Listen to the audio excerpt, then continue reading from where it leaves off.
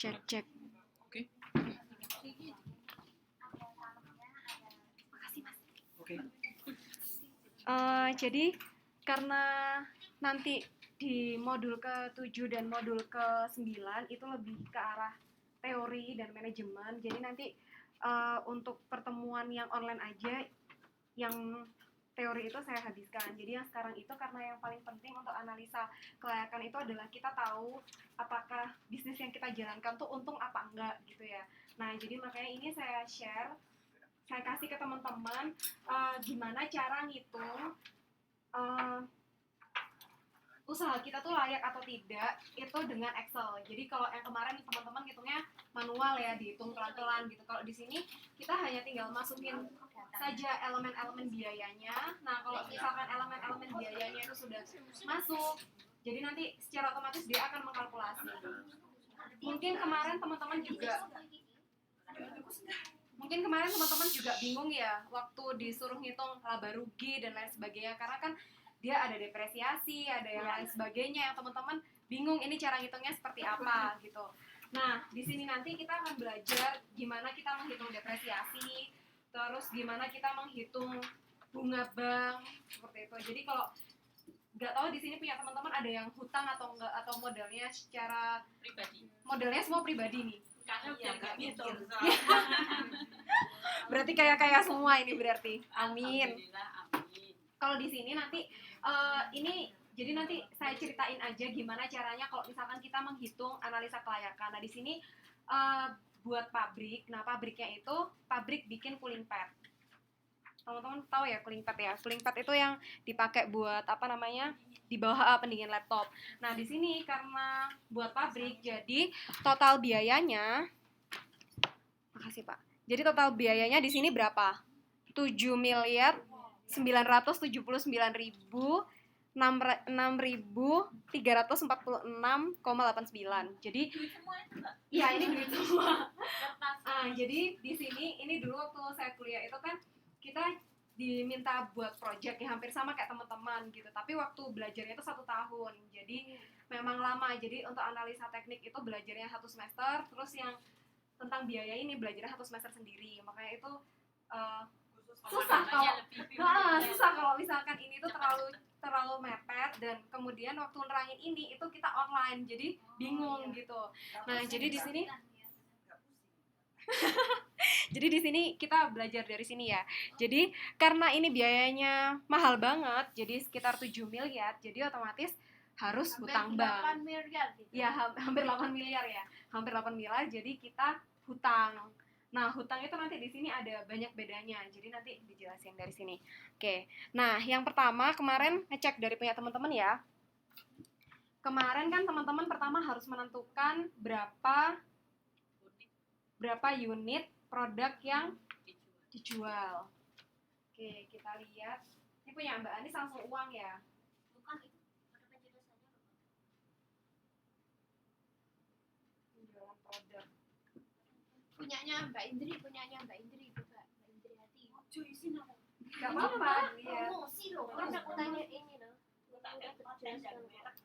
Oh, di situ ya. Oh, ini yang Itu yang pertama ya. ini mata ini ngomongin lumayan.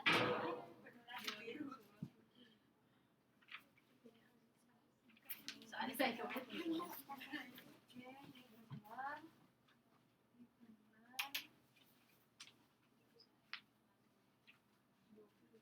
Mbak Sulastri. Di belakang Mbak itu ya rinciannya ini. Oh, ini yang gitu. Iya, maksudnya yang Oke. kolom satunya itu. Oke, sebagian besar dari teman-teman ini benar untuk menentukan penjualan selama 5 tahun. Kalau teman-teman bisa cerita, kira-kira teman-teman menentukan segini dari mana? Dari penjualan per hari. Penjualan per hari. Tergantung tergantung usaha yang kita jalankan. Kalau umpamanya di saya usahanya kan rumah makan. Iya. Berarti kan hitungnya itu berapa porsi yang kita jual per harinya. Saya kalikan 1 bulan, terus saya kalikan 1 tahun. Itu untuk menghitung jumlah unit yang kita jual. Benar. Gitu. Nah, terus kalau misalkan dari tahun, kan di sini kan 5 tahun ya, Ya. dari 2016, 2017, 2018 gitu, menentukannya gimana? Ya saya pakai persentase, jadi kalau kita namanya kita dagang, seharusnya kita harus ada peningkatan. Harus ada peningkatan. Estimasi proyeksi itu. Iya. Estimasi proyeknya tuh harus kita perhitungkan. Jadi tahun pertama berapa, terus tahun keduanya berapa persen. Oke, benar sih jawabannya. Jadi kalau misalkan kita hitung, walaupun ini pakainya ini ya, apa namanya, penerawangan ya, Iya. penerawang ya. Nah, sebenarnya jadi kalau misalkan pertama, kenapa sih kok kita harus menentukan berapa penjualan masing-masing per tahunnya gitu? Karena kalau misalkan kita tahu berapa unit yang dijual di setiap tahunnya itu, kita akan bisa menghitung proyeksi laba rugi dan lain sebagainya di tahun yang mendatang. Nah, tujuannya kita tahu di tahun mendatang itu adalah kita biar tahu bisnis ini kira-kira untung atau enggak gitu. Nah, biasanya kalau dalam suatu usaha itu kan, kalau teman-teman kemarin bikinnya naik semua ya? Enggak, ada yang turun saya. Oh, ada yang turun. Kenapa Mbak kok dibikin turun? Karena penjualan kan selalu tergantung kondisi. Oh, Jadi nggak selalu naik. Prediksi kita mesti kacang meleset. Oh iya, bisa. Jadi berarti nggak semua naik ya, ada yang turun, ada yang naik. Nah, sebenarnya kalau misalkan kita mau merencanakan merencanakan berapa yang pendapatan itu, sebenarnya ada 3 tipe sih. 3 tipe, banyak ya. Banyak sih Mbak, banyak tipe. 4 lah. Misalkan kita yang paling umum 4 ya. Jadi yang pertama itu tipenya adalah ini dia naik terus. Jadi katakanlah kalau teman-teman kemarin bikinnya tahun pertama, kedua, ketiga, keempat, kelima gini ya. Nah, katakanlah dia selalu naik 30%. Selalu naik 30%. Berarti kita lihat dari sini ke sini, dari sini ke sini. Ini kan ada kenaikannya ya. Nah, ini tuh bisa dikatakan kalau teman-teman kemarin bikinnya 30%, berarti di sini 0,3. Nah, 0,3 itu berarti katakanlah satu tuh X ya. Berarti di kedua itu adalah X, misalnya X1 ya. X1 kali 0,3 kayak gitu. Nah, untuk yang ketiganya berarti ya X ini berarti X2 ya dikali 0,3 kayak gitu. Nah, itu kalau misalkan dia naik terus. Ini cara yang paling gampang sih. Nah, terus yang kedua itu ada model di mana dia nggak naik tapi dia turun gitu. Iya, rugi, dan bisa dikatakan biasanya bisnis ini nggak prospek. Jadi misalkan jualan gitu ya, habis modal tapi uangnya nggak balik kayak gitu ya, kayak sodakoh lah misalnya gitu. Jadi uangnya nggak balik gitu. Nah, kalau di sini dia juga di sini ada alfanya. Jadi alfanya di mana dia nanti akan mengalami penurunan gitu. Nah, tipe yang ketiga itu adalah tipe yang kayak gini. Gini. Jadi dia pertama tuh biasa datar gitu. Jadi pertama tuh nggak terlalu banyak gitu ya. Nah, tapi di ujung, katakan di tahun kelima, dia tuh akan naik drastis.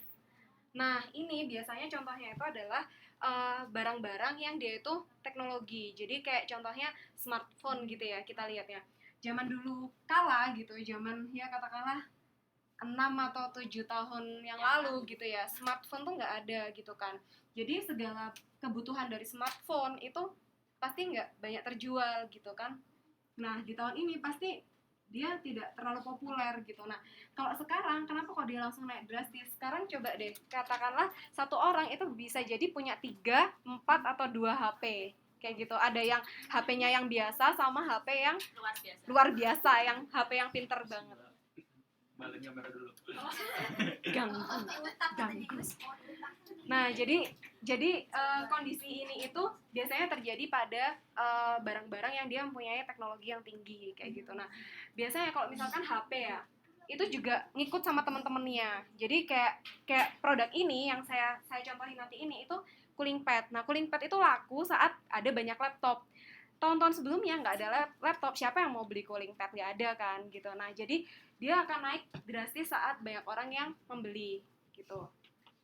Nah, terus habis itu yang keempat itu juga seperti ini tapi dia turun. Jadi kondisinya awalnya dia naik, terus habis itu dia akan turun atau dia sudah hilang dari pasaran. Nah, sebenarnya juga barang-barang ini juga dikategorikan sama dengan barang-barang high tech. Kalau dulu, waktu zaman dulu kan Nokia kayak gitu-gitu itu kan dia jaya ya, jaya banget. Nah, setelah ada BlackBerry, ada Samsung, Nokia langsung dia bangkrut kayak gitu. Nah, jadi untuk barang-barang teknologi tinggi itu biasanya dia cepet banget booming, tapi cepet juga dia jatuh. Jadi memang harus banyak inovasi. Nah, sebenarnya yang paling aman itu adalah bisnis-bisnis yang nggak tidak beresiko seperti ini gitu, kayak misal kos-kosan gitu. Nah, rumah makan itu sebenarnya juga perlu inovasi gitu. Jadi kalau misalkan kos-kosan lagi, kalau rumah makan terus habis itu dibikinnya tetap aja kayak gitu, nggak ada inovasinya gitu ya, sama aja gitu, dia nggak akan berkembang karena bisnis itu banyak yang niru sih. Jadi misalkan nih Mbak Anis ya bikin bisnis apa gitu, terus saya ngerasa loh kok laba banget ya, kok untung banget ya, kok bisa dapat, misal katakanlah seminggu dapat 20 juta gitu. Terus saya kan kompetitor, terus saya mau nih, terus saya bisa nyontek mbaknya gitu. Nah, saya nyontek terus saya tambahin inovasi. Nah, semua bakalan pindah ke saya gitu. Nah, jadi untuk kuliner, bisnis kuliner dan makanan tuh emang harus juga perlu inovasi kalau pengen tetap bertahan gitu. Yang nggak terlalu itu sih kayak bisnis kos-kosan itu nggak terlalu beresiko. Tapi untuk bisnis seperti itu modalnya besar gitu, modalnya besar banget. Nah, kayak bisnis kos-kosan ini sebenarnya harusnya ngutang nggak Mbak? Warisan orang tua. Bagus, boleh kalau kayak gitu. Oke, jadi dari sini soal yang pertama teman-teman sudah paham ya? Atau ada yang mau ditanyain? Nyari Mbak Indriati. Iya, maju. Mbak Den nyari. Aduh, sahaya dah. Oke ya, nomor 1 berarti aman ya. Nah, terus nomor 2, harga pokok per unit.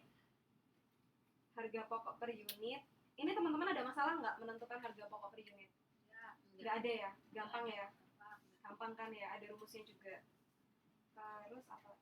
Coba kita cek.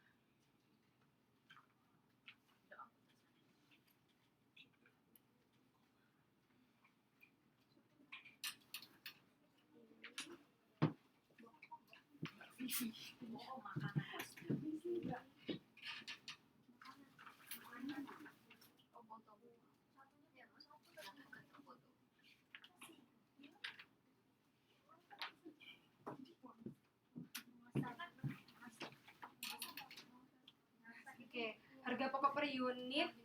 Insya Allah ini saya lihat sekilas teman-teman udah benar jawabannya. Jadi nanti saya di sini nggak menilai nanti hitungan teman-teman benar kah atau enggak. Saya cuma menilai apakah logika berpikirnya teman-teman benar apa enggak, sudah runtut atau enggak. Jadi kalau memang sudah runtut berarti ya kemungkinan besar banyak yang dapat 100 gitu. Terus habis itu yang ketiga, harga jual. Harga jual ini keuntungannya 25%. Ada nggak yang keuntungan persentase belinya persentase keuntungannya 100%? Saya. Ada lagi? Oh, Mbak ini siapa? lebih dari 100%, 150%. Wah, apa? Tanya Mbak aja, siapa Mbak. Mbak? Mbak Indri tanyain coba. Ini ya? Iya. Mbak Sulastri, kenapa Ya. Mbak kok keuntungannya 100%? Kuliner itu kan apa nandur sayur. Bukan logikanya seperti itu karena Oh. iya, cabai nggak perlu beli. Ya. Terus tadi Mbak siapa satunya yang Mbak ini? Indri. Mbak Indri ya? Dia lelenya nanam sendiri lelenya. Lele. Mbak Indri keuntungannya Keuntungannya berapa? persentase. Persentase. 50%. Oh, dia cepet naik haji. Saya juga mau Mbak kalau kayak gitu.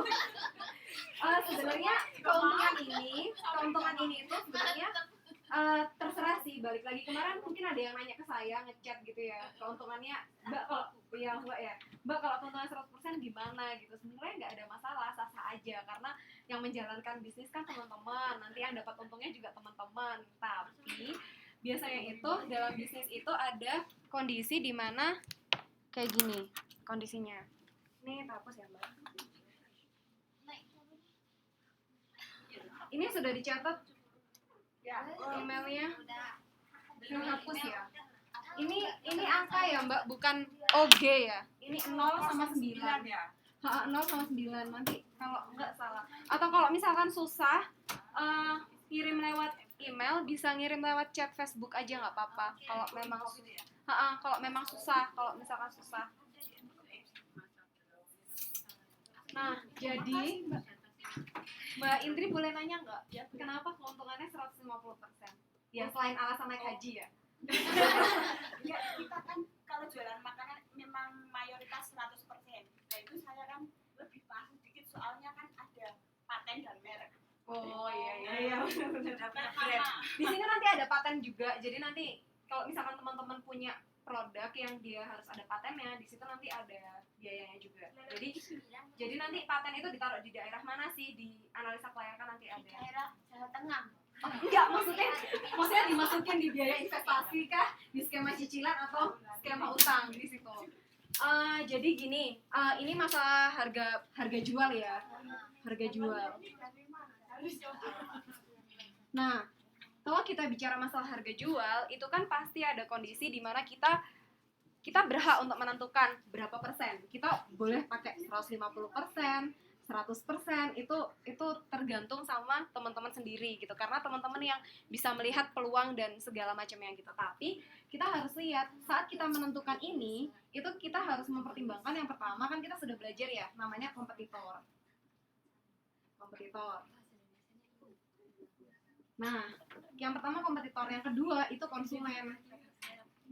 Nah, kenapa kok kita harus memperhatikan kompetitor? Misal nih, benar memang bisnis makanan tuh cepat untungnya gitu.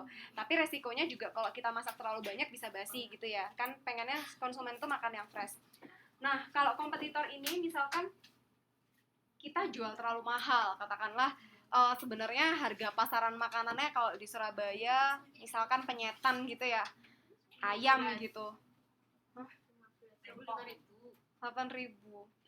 itu Ya, saya tergantung ayamnya, Mbak. cuma 5.500.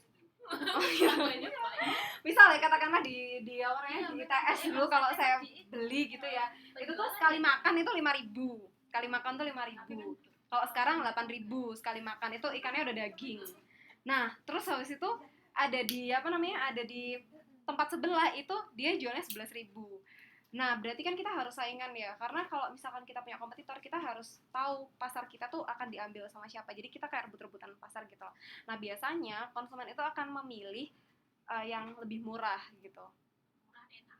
Murah dan enak gitu. Tapi juga tergantung sama targetnya sih. Kalau memang di sini target pasarnya itu orang-orang yang kantoran atau kayak gimana, itu kemungkinan dia harganya agak lebih mahal karena kualitasnya bagus. Tapi kalau biasanya anak mahasiswa, itu kalau anak mahasiswa ya, ini pengalaman saya, kalau misalkan dulu beli di warung itu, mereka masak emang murah, kita bayar 5.000 itu udah dapat ayam sama tempe. Iya, bener. Di Surabaya. Lancong ada tuh, Mbak. Nah, kita beli harganya 5.000, tapi minyaknya itu bener-bener minyak yang dipakai goreng dari jam 5 sore sampai jam 11 malam. Jadi hitam banget gitu kan. Nah, makanya murah gitu karena dia mengimbangi. Tapi kalau mahasiswa sih nggak mikir kayak gitu gitu kan. Kita nggak terlalu mikir kesehatan, ya udah yang penting makan Tapi gitu kan. sekarang kan kebanyakan konsumen tuh konsumen yang pinter, Mbak. Iya sih, pinter, makanya mereka memilih terutama mereka memperhatikan lingkungannya gitu loh. Nah, jadi makanya itu kita juga harus ngeliat konsumennya, siapa yang mau dibidik gitu. Kalau misalkan jualan di, katakanlah mungkin yang saya tadi cerita ya, di kampus gitu, kita jualan 11.000 itu nggak akan laku, karena teman-temannya itu 5.000, paling mahal tuh 8.000 gitu. Iya, dan 5.000 tuh kita udah dapat minum gitu. Jadi tahu tuh minumnya airnya. Gitu. Jadi tergantung pasarnya. Jadi tergantung pasarnya. Tapi kalau misalkan yang dibidik itu memang kawasan yang lebih bagus atau orang-orang yang kerja, itu kita bisa menaikkan harga karena biasanya orang mikirnya kalau makanan ya biasanya mahal itu karena kualitasnya bagus. Katakanlah minyaknya itu diganti setiap 2 kali penggorengan atau sekali goreng langsung diganti kayak gitu. Nah, itu tuh juga jadi bahan pertimbangan. Nah, cuman kalau misalkan untuk makanan mungkin beda kasus ya. Kalau misalkan kita jual barang yang jadi seperti kayak di sini kan contohnya cooling pad, itu kalau bisa jangan terlalu mahal-mahal karena memang banyak banget saingannya gitu. Jadi kalau misalkan menurut saya kalau emang barang itu kebutuhan yang memang bisa dibeli dan banyak banget produsennya, itu kalau bisa keuntungannya 30% aja Biasanya itu yang paling mungkin. Karena biasanya gini, kalau misalkan gini ya, kita katakanlah kita untung 50% nih. Berarti kan 50% termasuk banyak ya kita untungnya. Tapi kalau volume yang bisa kita jual itu sedikit, itu sama saja. Jadi katakanlah kita untung 50% sama kita untung 30%. Kalau kita 50%, kita mampu menjual unitnya per bulannya itu 100 katakanlah. Kalau 30%, kita bisa menjual 2 kali lipatnya 200. Nah, dari sini kan kalau misalkan kita bisa lihat, itu lebih mending yang mana? Yang atas atau yang bawah? Lebih mending yang ini. Nah, biasanya kenapa kalau misalkan produk yang baru diluncurkan di pasar, itu mereka tidak akan berani membuat keuntungan itu yang besar. Karena sekali orang tahu merek ini itu mahal, dia akan selamanya nganggep merek ini mahal, dia baru tapi mahal, tapi kualitasnya kurang bagus gitu. Jadi biasanya itu kalau misalkan orang yang punya bisnis dan strateginya masih baru dan produknya baru, itu mereka lebih memilih ini. Untung sedikit tapi laku banyak, itu lebih baik daripada untung banyak tapi laku dikit gitu. Tapi kalau untuk makanan itu beda lagi, jadi konteksnya memang beda. Karena kalau makanan itu emang untungnya banyak, apalagi kalau kita jualan jus gitu ya, untungnya itu gede banget gitu. Airnya grojok lagi. Jadi kayak gitu. Tuh, jadi ini semua tergantung teman-teman ya. Jadi ini itu tergantung dengan target pasarnya siapa, mau dijual di mana, kompetitornya seperti apa, dan kita pengennya seperti apa gitu. Nah, kenapa kok ini jadi penting pertimbangan ini? Karena harapannya saat kita bikin bisnis itu bukan cuman berjalan 1 hari 2 hari, tapi berjalan. Kenapa kita sampai bikin 5 tahun tuh? Karena kita berharap dia akan long lasting, atau dia dapat bisa bertahan lama gitu loh, nggak gulung tikar, bikin lagi itu habis uangnya di situ gitu. Ada yang didiskusikan lagi buat ini keuntungan lala? Nggak ada ya, kita lanjut ya kalau lanjut.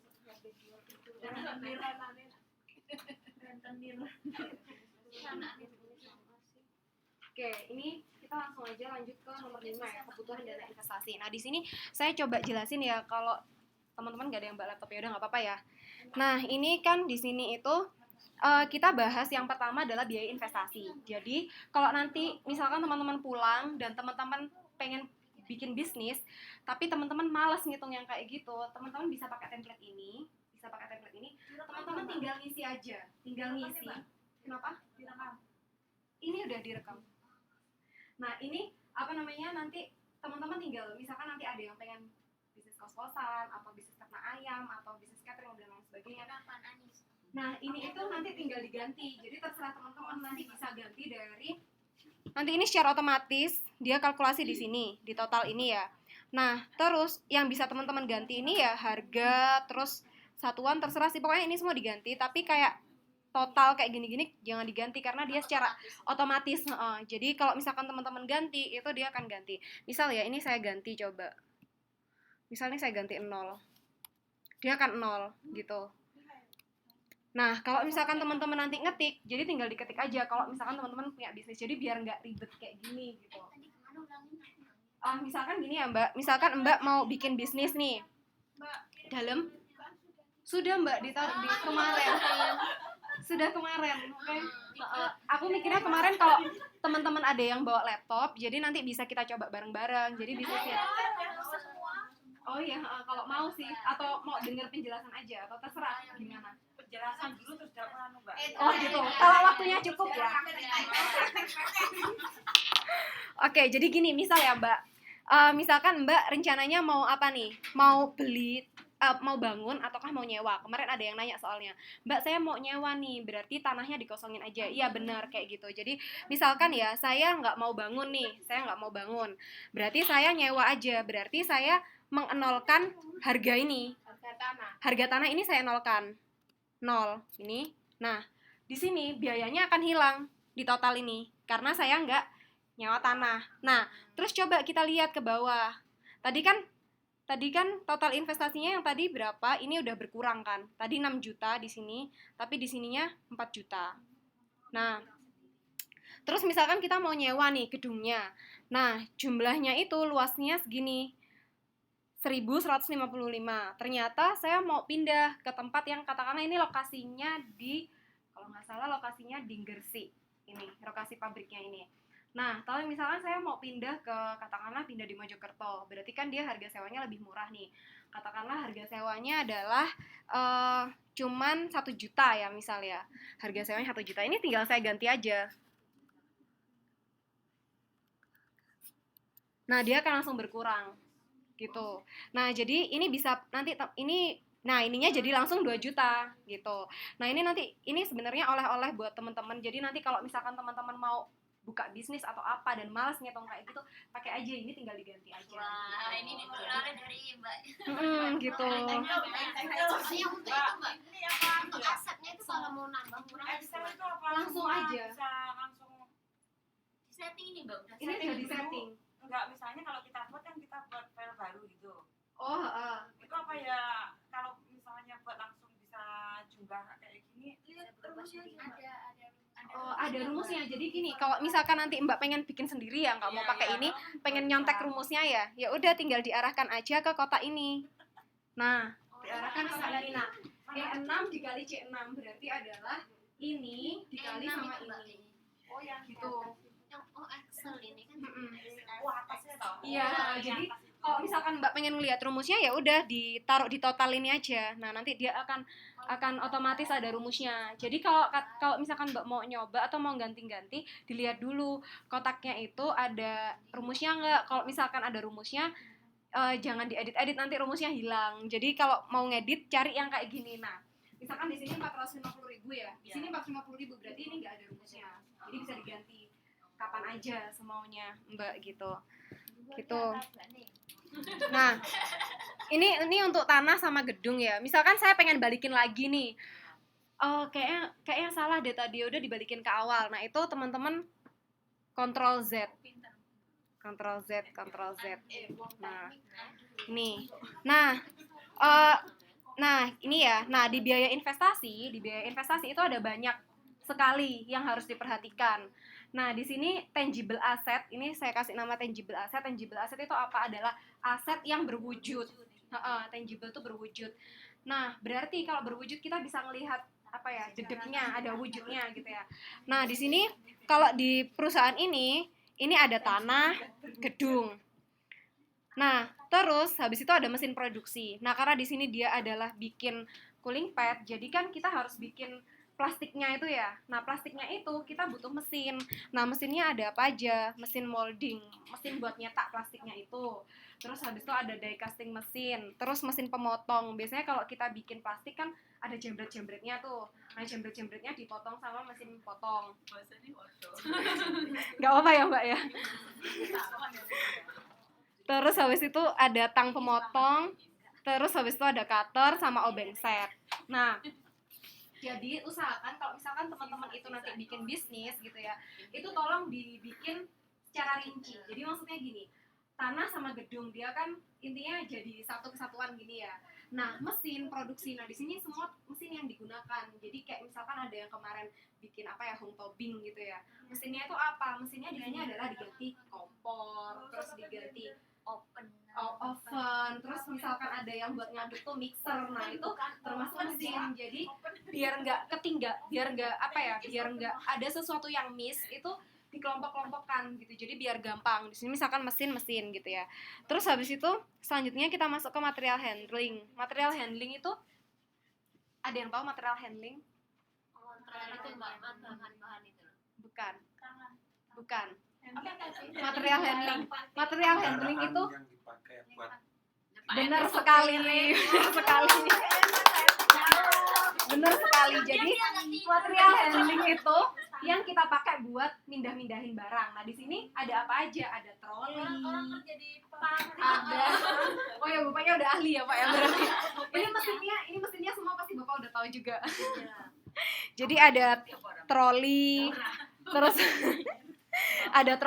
terus habis itu ada keranjang kontainer, ada conveyor mesin, terus ada conveyor belt, ada forklift. Forklift itu yang kendaraan yang gede, ada garpunya itu. Nah itu. Nah, itu semua alat-alat yang digunakan di material handling. Terus material handling ada apa lagi? Oh, nggak ada, diganti. Turun ke bawahnya. Nah, karena perusahaan ini perusahaan besar, jadi dia pakai kendaraan. Nah, di sini ada kendaraan. Nah, kendaraannya cuma satu, kendaraan perusahaan itu mobil. Nah, misalkan mobil itu harus jelas juga mobilnya itu. Di sini kan tulisannya mobil dinas Innova tahun 2007. Nah, di sini teman-teman juga bisa beli yang second, jadi nggak harus yang baru, pokoknya diminimalkan lah investasinya, seminimal mungkin. Tapi kalau teman-teman nggak butuh mobil, yang nggak usah ditulis. Di sini kan konteksnya perusahaan yang besar ya, jadi pabrik yang gede gitu. Nah, terus habis itu ada perlengkapan kantor. Kemarin juga ada yang nanya, kalau saya jualan martabak, kira-kira saya perlu peralatan kantor nggak, Mbak? Gitu. Terus saya jawab, kalau misalkan mbaknya ada nulis-menulis dan ada kantor, ya nggak apa-apa, tapi kalau kayak saya rasa nggak ada. Jadi kalau nggak ada, jangan dipaksakan ada gitu. Jangan, misalkan saya kan banyak kelas internasional. ya, kita nge-refer gitu ya, kita merefer ke buku gitu. Misalkan di buku itu ada. martabak syariah. Jadi kalau memang nggak ada, nggak usah diada-adakan gitu. Kalau memang di sini nggak ada, tapi teman-teman butuh, ya harus ditulis gitu. Nah, terus di sini ada perlengkapan kantor, ini ya biasalah AC, jam dinding, toilet, tempat sampah, kasur. Kasur ini tujuannya buat ini, kalau misalkan ada kecelakaan kerja, terus nanti operatornya tuh harus istirahat dulu. Nah, itu karena perusahaannya besar. Nah, terus habis itu apalagi ya? Nah, terus di sini sudah paham sampai tangible asset. Sepertinya kayaknya gampang ya, maksudnya nggak terlalu susah sih. Tanya itu kasur ya. Kenapa ada kasur? Kasur tidur. Ini memang kecelakaan kerja. Iya, ada kecelakaan kerja. Jadi kalau misalkan P3K, Maksudnya dilekatnya ning ruang karena kan gini, kalau misalkan kita itu kerja terus ada mesinnya, itu biasanya kayak gini kan, ada kayak mesinnya banyak ya. Biasanya itu di suatu perusahaan itu gimana, Pak? Biasanya mesinnya di lantai 1, lantai 2-nya itu tempat manajemennya ya, Pak ya. Biasanya kayak gitu. Nah, kalau kita punya alat-alat berat kayak troli, conveyor, kayak gitu kan gede-gede ya alatnya, gede banget. Mungkin mesinnya dibanding saya gede mesinnya gitu ya. Jadi Jadi itu tuh bahaya dan rentan. Siapa tahu kadang ada kecelakaan kerja. Jadi harus ada tempat untuk istilahnya kayak pertolongan pertama lah. Misalkan tangannya kejepit atau apa, itu kayaknya biasa ya, Pak, kalau di kantor tuh. Tapi harusnya sih nggak boleh ada kayak gitu. Tuh, oke. Terus dari tangible asset ada yang ditanyain, Mbak? Semuanya? Nggak ada ya. Kalau nggak ada, kita masuk ke intangible asset. Intangible ini kebalikannya. Jadi kalau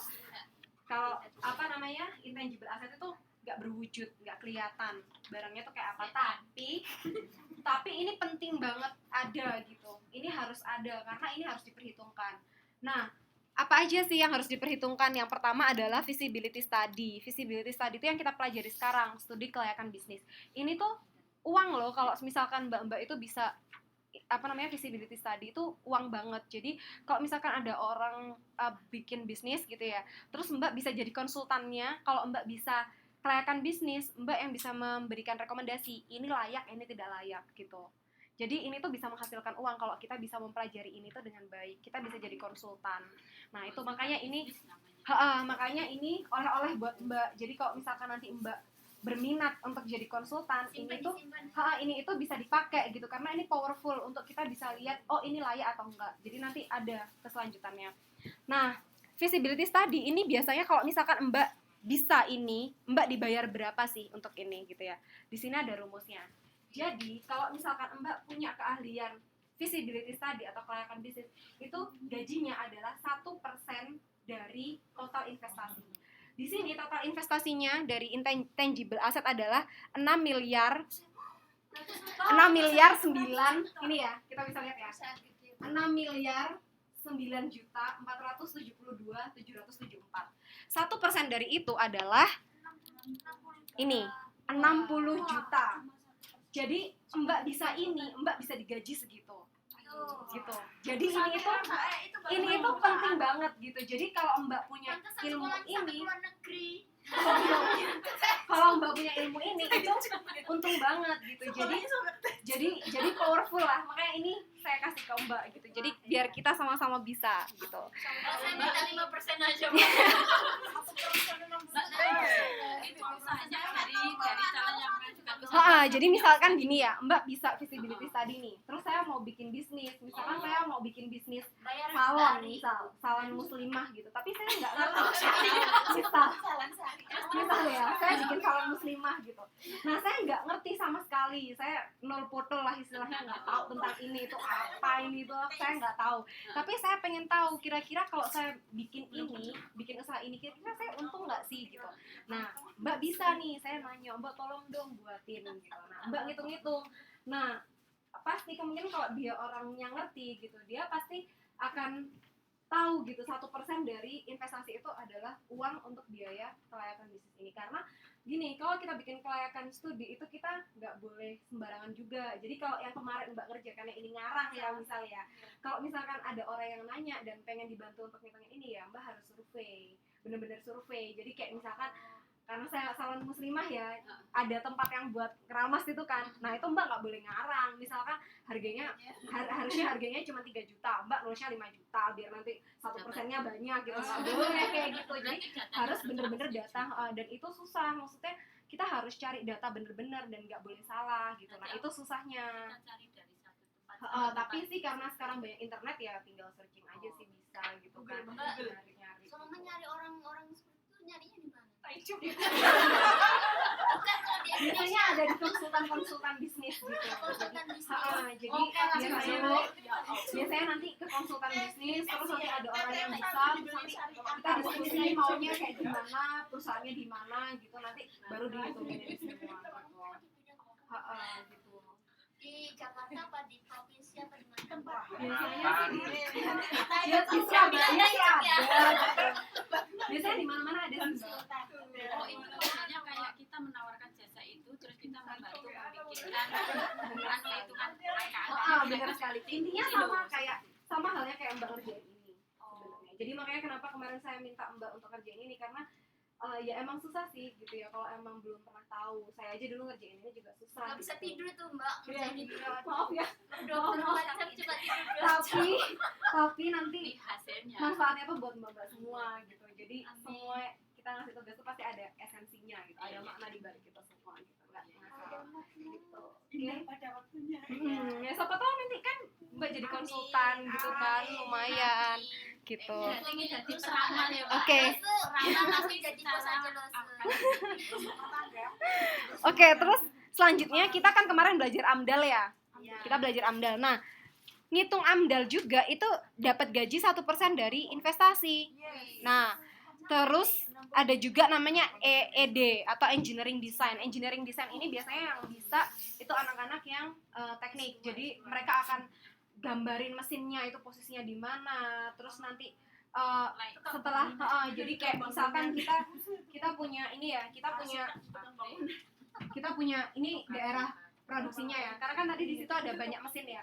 Kita harus mikir pertama adalah mesin bikin plastik dulu. Misal injection molding.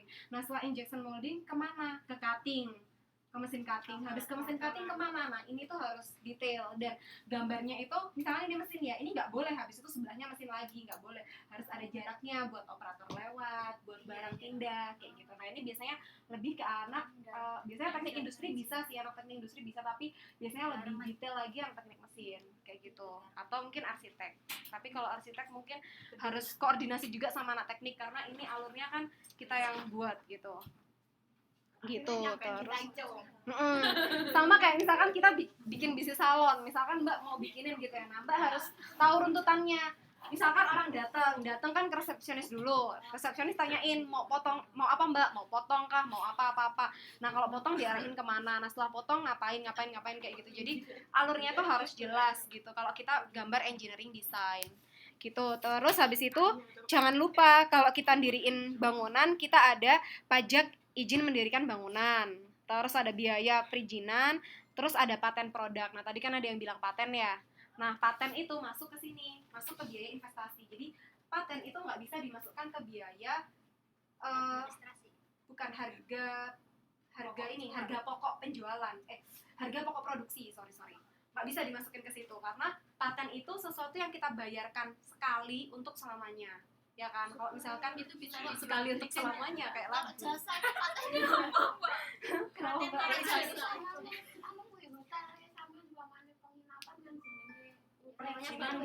Iya, ini ada perizinan ini. Ini kan biaya ya, tak gedein apa ya? Paten dagangan itu merek sepatu Iya, kayak gitu. Jadi itu dibayarkan untuk selamanya. Jadi nggak bisa ditaruh di harga pokok produksi, itu nggak bisa. Itu menyalahi aturan gitu. Jadi kalau misalkan kita punya perizinan, hak cipta, paten, itu semua harus masuk ke biaya investasi dan masuknya ke intangible asset. Oke, terus ini ada asuransi juga, asuransi gedung. Kalau tiba-tiba gedungnya kebakar atau apa gitu ya, nauzubillah, tapi atau kebanjiran, ada kerusakan gitu, gempa tiba-tiba. Nah, itu biasanya di-cover sama asuransi gitu. Itu biasanya untuk usaha. juga 1%. Iya, asuransi juga 1% dari biaya biaya investasi gitu. Nah, terus habis itu gini. Dari sini udah jelas intangible sama tangible asset ya, udah ya. Nah, kita di sini nanti akan ada semua total investasi. Nah, total investasi itu dari penjumlahan antara ini tangible asset dan intangible asset. Jadi angka ini 6.300.000.000 ini diambil dari penjumlahan ini ditambah sama ini. Aset gitu. Tangible sama intangible dijumlah ketemu, oh ternyata buat diriin pabrik kita butuh uang sebesar ini. Nah, terus di bawahnya lagi ada yang namanya total investasi plus IDC. Apa itu IDC itu? IDC itu adalah interest during construction, atau biasanya disebut bunga bank selama masa konstruksi. Konstruksi itu pembangunan. Jadi gini, misalkan di sini kan saya bikin pabriknya itu 10 tahun. Nah, dalam 10 tahun itu kita akan berjalan 11 tahun. Kenapa? Karena 1 tahunnya kita bangun pabrik, gitu kan. Nah, bangun pabrik karena nggak punya uang sebanyak ini ya, berarti ngutang bank. Nah, ngutang bank itu pasti kita bayar bunga, dan bunganya besar banget, mahal banget gitu kan. Nah, tapi bank itu juga tahu saat kita 11 tahun minjem, itu pasti 1 tahunnya kita bangun kan ya. Nah, mereka tidak akan memberikan bunga yang besar karena kita masih belum mulai proses produksi. Nah, kita mau bayar lewat mana kalau kita belum punya keuntungan, kita harus bayar. Nah, makanya itu biasanya bank itu ngasih namanya IDC, yaitu bunga selama masa konstruksi. Jadi bunganya itu relatif lebih rendah dibandingkan dengan bunga saat kita sudah menjalankan proses produksi kayak gitu. Nah, itu namanya interest during construction. Nah, karena di sini karena di sini itu kita 1 tahun itu bangun dulu, jadi otomatis kita harus memperhitungkan 1 tahun bayar bunga bank itu tadi. Nah, bayar bunga banknya ya ini. Berarti berapa bunga banknya? Kalau gitu bisa kita hitung ya. IDC-nya berapa? Berarti ini dikurangi sama ini. Ini, berarti kita harus bayar hutang ke bank aja buat bangun itu 1.676.000.000. Gitu. Iya. Itu diambil dari ini, Mbak. Dari ini investasi plus IDC dikurangi sama ini. Jadi kita bayar bunga selama kita bangun itu aja segitu. Itu belum mengembalikan. Belum mengembalikan pokoknya. Benar sekali. Oke. bunga 1 tahun selama masa pembangunan. Biasanya kalau misalkan kita bikin pabrik ya, ini pabrik yang skalanya besar banget memang. Ini besar banget makanya uangnya sampai segitu. Nah, itu kenapa kita ngutangnya itu apa ya? Maksudnya ya apa tadi sampai lupa. Jadi gini, kalau misalkan kita bikin pabrik yang gede gitu, otomatis kita akan butuh uang gitu, karena kita nggak mungkin pakai uang kita sendiri gitu. Uang dari mana sebanyak itu gitu ya. Nah, kita harus ngutang. Nah, otomatis kita juga akan membalikannya jauh lebih mahal kayak gitu. bosnya langsung botak itu. Makanya kadang kalau misalkan kita mikir ya, kalau misalkan orang punya usaha itu kadang kita mikir enaknya aja gitu ya. Padahal setelah teman-teman belajar kayak gini ya, enggak ternyata. Tambah pusing. Malah yang enak tuh karyawan karena digaji gitu, nggak usah mikir, kerja menjalankan proses terus mereka dibayar gitu. Kalau bos kita harus mikir loh bener-bener gimana cara mengefisiensikan ini sampai kita dapat keuntungan yang lebih. Tapi itu bukan alasan buat teman-teman nggak maju gitu. Ini kan untuk perusahaan yang besar ya, untuk perusahaan yang besar jangan mikir yang segini dulu. sesuai sama ini aja yang teman-teman bisa bikin gitu, karena sebenarnya usaha itu lebih enak kok daripada kita kerja ikut orang sebenarnya karena itu tergantung dengan tergantung sama keseriusan, tergantung sama waktu kita. Kalau lagi males juga enggak gitu, dan biasanya keuntungannya juga alhamdulillah dibandingkan kerja gitu. Oke, biaya investasi semuanya clear. Tapi kalau usahanya besar berarti modalnya juga besar, Iya. utangnya juga besar. Nah itu makanya sebenarnya sebenarnya kalau pengen itu sih, kalau pengen usaha sebenarnya lebih baik itu nggak usah hutang, Iya. lebih baik pakai uang sendiri. Jadi kayak yang teman-teman kerjakan ini udah benar mungkin warisan dapat gitu, dibangun apa kayak gitu. Kan warisannya habis, akhirnya balik lagi. Oke. Biaya investasi clear ya teman-teman ya. Jadi kalau misalkan nanti teman-teman di sini kan udah nulis ya biaya investasi itu apa aja, itu kalau bisa tolong di breakdown secara rinci gitu. Jadi kalau butuh mesinnya apa dulu, terus butuh apa, jadi tolong tolong bikinnya itu lebih spesifik, jadi nanti biar nggak kelupa, biar nggak ada yang miss gitu. Alat kantor ya dispesifikin alat kantor semua gitu, jadi biar nggak ada yang ketinggal. Oke, selanjutnya kita perlu nggak bahas cicilan hutang? Perlu ya. Kalau misalkan teman-teman ngerasa ini nggak perlu, maksudnya karena teman-teman nanti nggak deh, kalau bisnis ngutang resiko, nanti bisa-bisa sepeda motor disita, rumah disita gitu. Tapi nggak apa-apa ya. Oke, kalau mau kita masuk ke sini ya. Oke, benar-benar. Nah, di sini kita mulai ya. Di sini ada horizon perencanaan. Horizon perencanaannya di sini 10 tahun karena di sini prosesnya akan berjalannya usahanya 10 tahun. Nah, di sini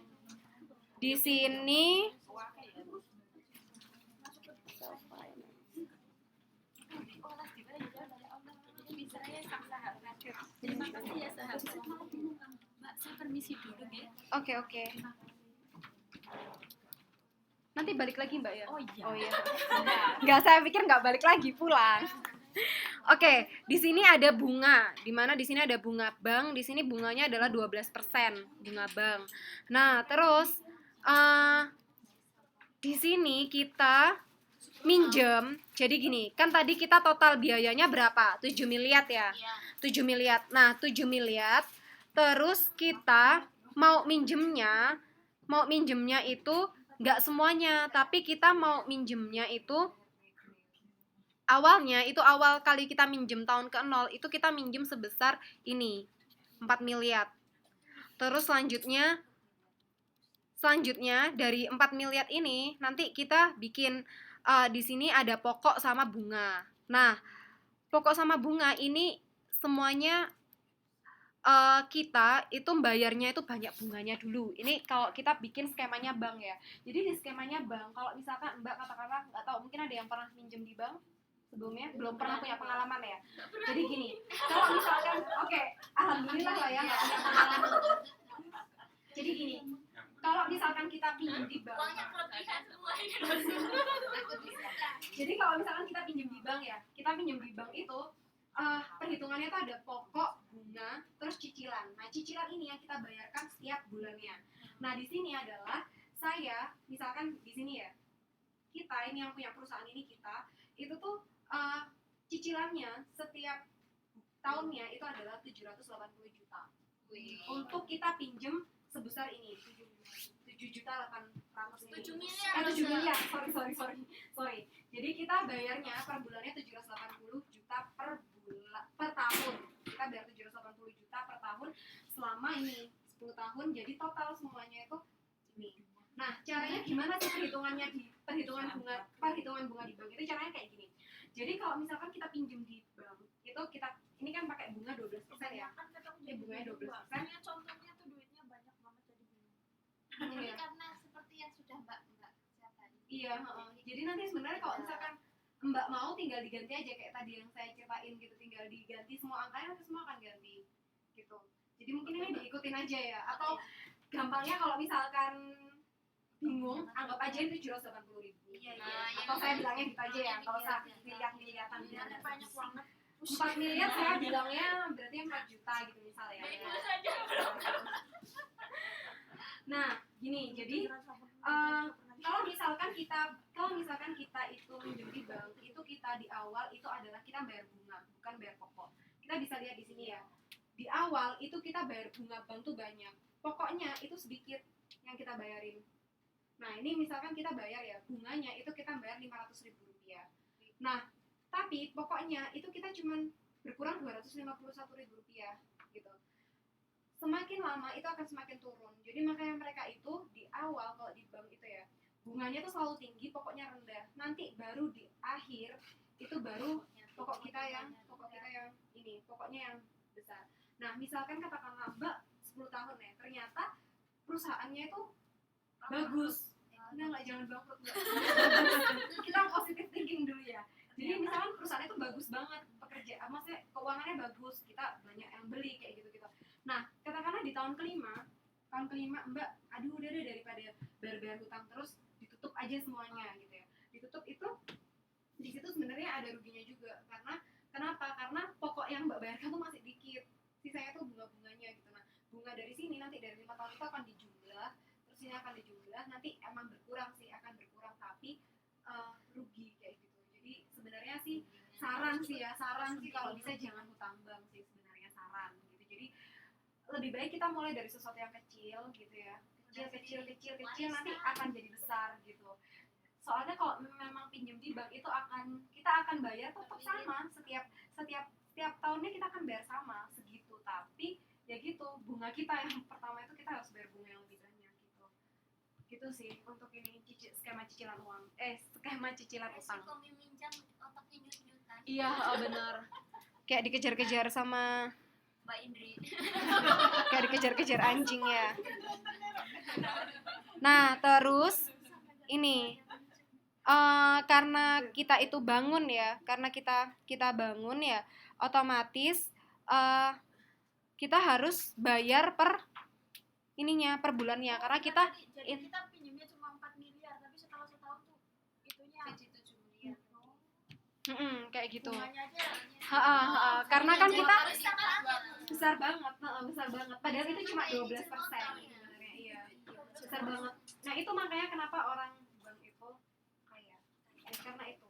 ayo kita jadi orang bank. Tapi nggak bagus sih sebenarnya kalau di Bank syariah gimana Mbak? riba ya, Mbak. ya benar kalau di Islam itu biasanya itu nggak boleh sebenarnya kayak gitu. Sebenarnya makanya lebih baik kita pakai uang kita sendiri. Bank syariah nggak ada yang Kalau bank syariah itu sebenarnya Ya sama, Mbak. Cuman bunganya lebih sedikit, tapi segala prosesnya tuh sama kayak itu tadi. Jadi pokoknya kalau Mbak misal ya jangan sampai ya. Misalkan Mbak gini deh. Bank syariah berapa persen kira-kira Mbak? Kalau bank syariah mungkin di bawah 12, biasanya sekitar 9 atau 8 gitu, tapi tetap aja gitu. Tetap aja sih Mbak, tetap aja. Jadi kalau misalkan Mbak nih, misalkan pengen beli rumah nanti ngutang, bisa ngitung dari sini.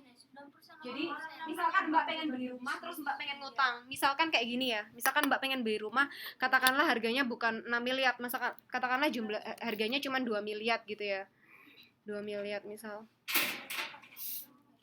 Nah, dia nanti akan berubah secara otomatis gitu. Iya, misalkan 20 juta gitu Mbak pinjam ke bank. Jadi di sini bisa dipakai buat hitung-hitungan yang lain gitu.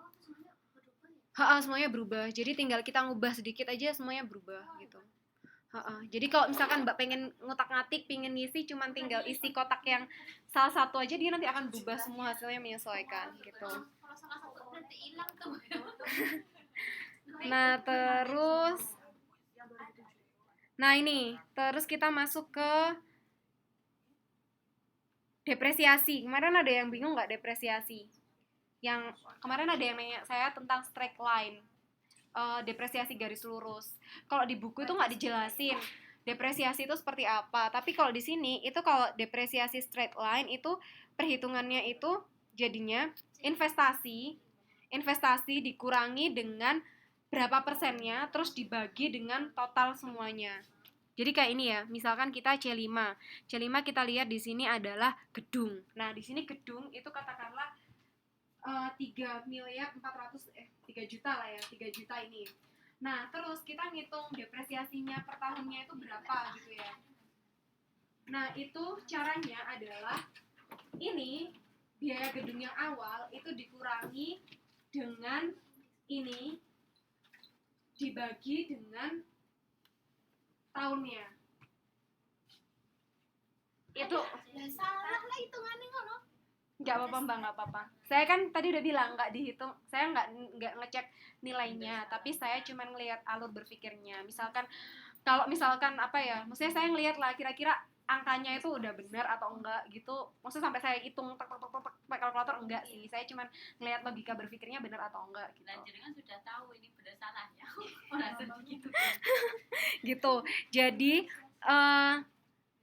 ini depresiasinya setiap bulannya, setiap tahunnya itu adalah 62.000 kayak gitu. Jadi dihitung berapa persen dari nilai investasinya dibagi dengan waktu perencanaannya gitu. Kalau misalkan Mbak mau nyoba-nyoba juga bisa. Jadi katakanlah misal nih Mbak pengen tahu depresiasinya apa ya. Misalkan Mbak punya sepeda motor katakanlah ya. Sepeda motor itu berapa sih? Sepeda motor katakanlah Mbak beli pertama 10 juta. Ya, sekitar gitu ya. Nah, kita tulis di sini. 1, 2. Nah, ini ya. Kurang ya. 10 juta. Nah, di sini berarti depresiasinya kecil banget. Di sini depresiasinya malah nggak, kalau 1 tahun itu malah depresiasinya kecil. Jadi sekitar gitu. Jadi ini tinggal digonta-ganti aja sih. Bisa digonta-ganti. Oke, terus habis itu karena ini depresiasinya karena dijalankan 10 tahun, jadi kita menghitung depresiasinya sampai 10 tahun ke belakang. Kalau sebenarnya kampus beneran itu bahasa gini ya. Iya. Nah, terus habis itu, nah ini kita masuk ke laba rugi. Nah, laba rugi itu seperti apa sih ya? Jadi kemarin kan ada yang bikin laba rugi. Nah, kalau di sini teman-teman bikin laba rugi kan ditulis satu-satu gitu ya. Kalau di sini teman-teman langsung aja ngitung. Jadi katakanlah pertama adalah pendapatan. Pendapatan itu dari mana? Pendapatan ada jual. Pendapatan semua dari Pendapatan 1 tahun. Pendapatan 1 tahun itu dari mana? penjualan Jual dikali unit yang diproduksi. Tapi yang dihitung bukan harga jualnya, labanya aja. laba bersih. Laba bersih berarti kan dari produksi yang apa unit ya unit terus dikalikan Penjualan jual dikalikan sama uangnya. Nah, Ya kan? iya. Benar. Jadi ini revenue-nya itu harga jual dikalikan sama unit yang terjual. Nah, terus di sini ada expenses. Expenses itu yang kita keluarkan. Berarti apa? Harga pokok produksi dikalikan sama semua yang terjual. Nah, terus dari sini kan ketemu nih, misalkan kita terjualnya biaya harganya totalnya yang terjual 847.000. Nah, terus habis itu kita biaya produksinya 794.000, berarti labanya kita 53.000. 53.000 itu berarti kan pendapatan sebelum pajak. Ini masih pendapatan kotor. Iya. Nah, terus habis itu kita masuk ke depresiasi di sini. Ini kan ada depresiasi. Jadi ini nanti kalau misalkan teman-teman mau bikin laba rugi, teman-teman tinggal ngikutin aja alurnya ini. Jadi pendapatan, terus habis itu pengeluaran, terus pendapatan kotor. Kita berhenti sampai pendapatan kotor dulu. Nah, setelah itu ada depresiasi. Depresiasi itu penyusutan. Udah pada tahu nggak depresiasi itu apa? Jadi gini, misalkan kita punya gedung ini ya. Nah, gedung ini itu dia akan menurun seiringnya berjalannya waktu. Mulai dari kekuatannya menurun, terus habis itu apa ya? Kekuatannya menurun, terus keindahannya menurun. Nah, itu dia termasuk ke depresiasi cost atau biaya depresiasi atau biaya penyusutan karena dia udah menurun menurun nilainya gitu. Tapi depresiasi itu kita mengeluarkan uang nggak untuk bayar itu? Nggak kan ya? Tapi itu tetap harus dihitung. Jadi ada penyusutan, tapi kita nggak mengeluarkan uang untuk itu. Nah, di sini kenapa makanya dia dijumlah. Jadi dari pendapatan kotor ini ya dijumlah sama depresiasi. Jadi ketemu ini lebih besar lagi, gitu. Masih bingung?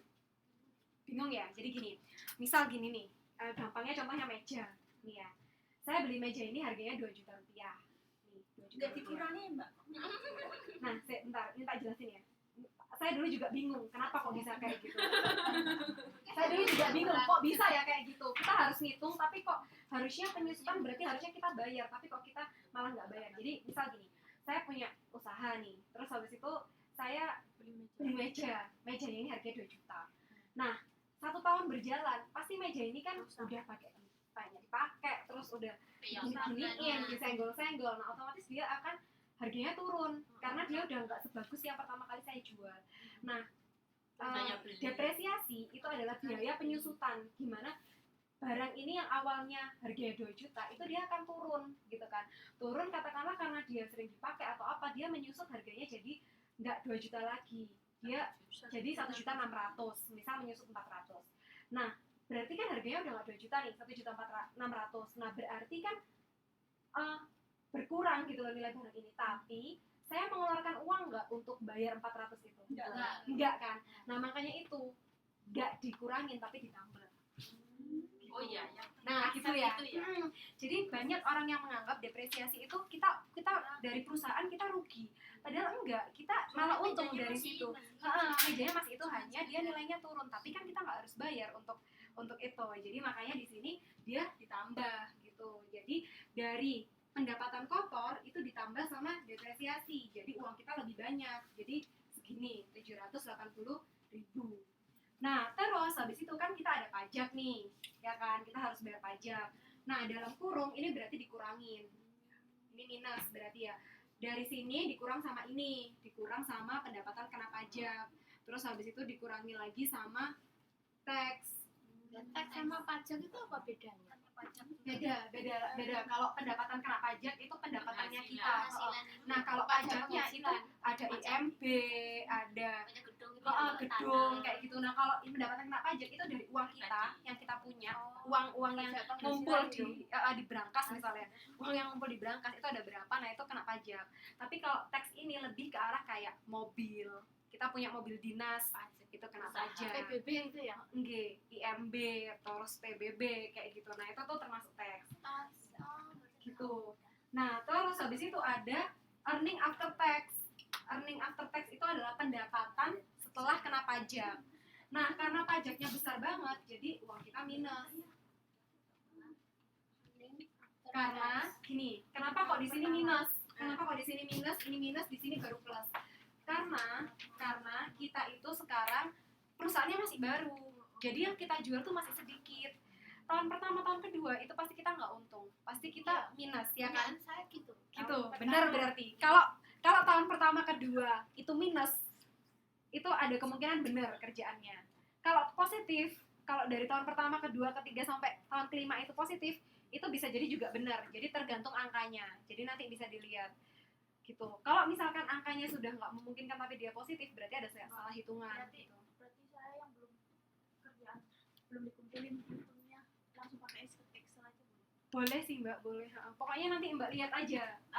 Ini mungkin karena angkanya fantastis ya, sampai 7 miliar kayak. Jadi mungkin Mbak bingung. Kalau Mbak bingung, Mbak tinggal lihat ini aja. Gini, tinggal dilihat gini aja. Jadi ini tuh asalnya dari mana gitu. Gitu. 7 minus kayak gitu-gitu. Terus ini pendapatan kena pajak itu dari mana? C9, C10, C11 dikurangi. Berarti C9 mana? C9 ini dikurangi C10 ini dikurangi C11 ini. Gitu. Tinggal masukin angka. Terus nah, ini jadi kenapa kok di sini minus? Di sini baru tahun ketiga positif dia. Di tahun ketiga dia baru positif gitu ya.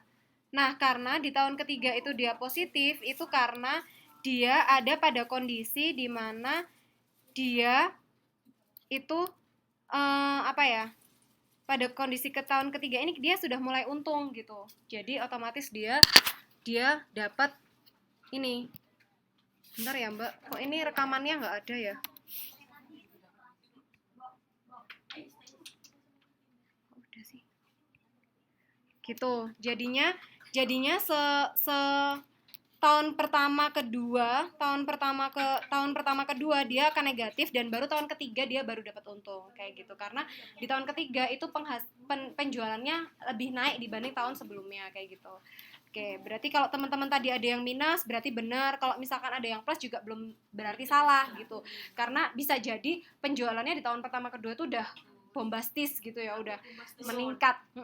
Tapi kalau misalkan masih dikit-dikit ya otomatis pasti minus gitu. Tapi kalau dari tahun pertama udah penjualannya positif itu berarti bisa banyak. Terus kalau misalkan kayak Mbak Anis ya, mungkin Mbak Anis kan kos-kosan ya, itu kemungkinannya tuh hotel. Nah ya kalau kos-kosan itu harusnya minus karena modal di awal itu besar banget. Hotel tuh sebenarnya juga iya. Kalau kan saya kemarin yang saya buat dulu kan yang restoran itu warung makan itu saya positif. minus. Oh minus. Soalnya kan saya harus bangun gedung. Oh, Nah itu jadinya benar-benar. Iya kayak kita gitu. harus minus.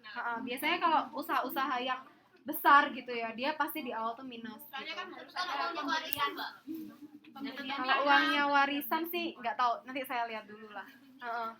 Contohnya penting loh Mbak, soalnya kan Warisannya berapa uangnya? 6 miliar. enggak 500 juta Mbak, tanahnya warisan, terus uangnya juga warisan. Tanahnya warisan ya mungkin bisa sih. Ada, tanyanya cuma 150 juta, cuma terus itu loh Mbak, uang bangun gedung itu berapa ratus juta gitu loh. Kan situnya rumahnya kan kalau di tempat saya itu pakai kayu itu loh Mbak, papan. Bentuknya pokoknya enggak seperti hotel-hotel gede itu enggak, kan ada artistik gitu loh, satu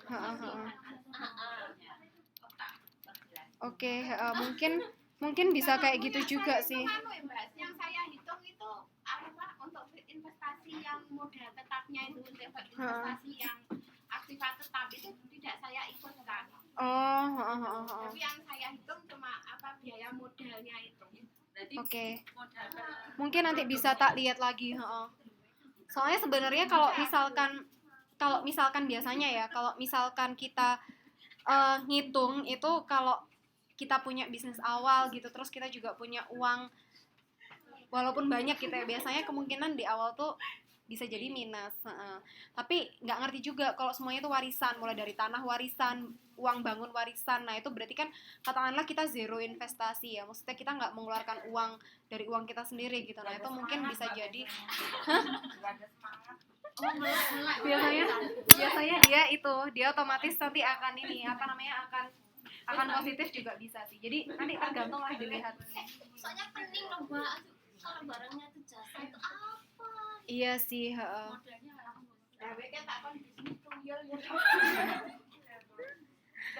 dosa Mbak bisnis tuyul. Nah, terus dari sini ya laba rugi. Terus kan kita ngitung ya ada investasi. Jadi di laba rugi kita hitung investasi. Terus habis itu ini EAT, earning after tax itu dari sini. Jadi ini investasi di awal. Jadi investasi itu nanti akan masuk di perhitungan laba rugi, tapi dia hanya akan masuk di tahun ini. Nah, kita kan bikinnya tahunnya itu sampai 10 ke sana ya kalau di sini ya. Nah, dia akan bikinnya dari tahun 2012. 2012 ini masih belum produksi. Nah, jadi biaya investasi itu akan masuk ke sini gitu. Nah, dan hanya satu aja, masuknya satu kali. Nah, terus selanjutnya di sini kan ada EAT. EAT adalah earning after tax. Jadi pendapatan bersih setelah kita membayar semua pajak. Nah, itu masuk ke sini. EAT masuk ke sini. Jadi ini dipindah ke sini. Jadi kalau misalkan kita bisa lihat ya di sini ya. Ini langsung aja ngopi dari sini. Nah, sama dengan C14. Sama dengan C14 itu ini. Jadi angkanya persis. Terus habis itu ada interest. Interest ini bunga. Net cash flow itu Pak, itu Mbak. Bahasa Indonesia Net cash flow itu kas. Aliran kas bersih. Aliran kas masuk.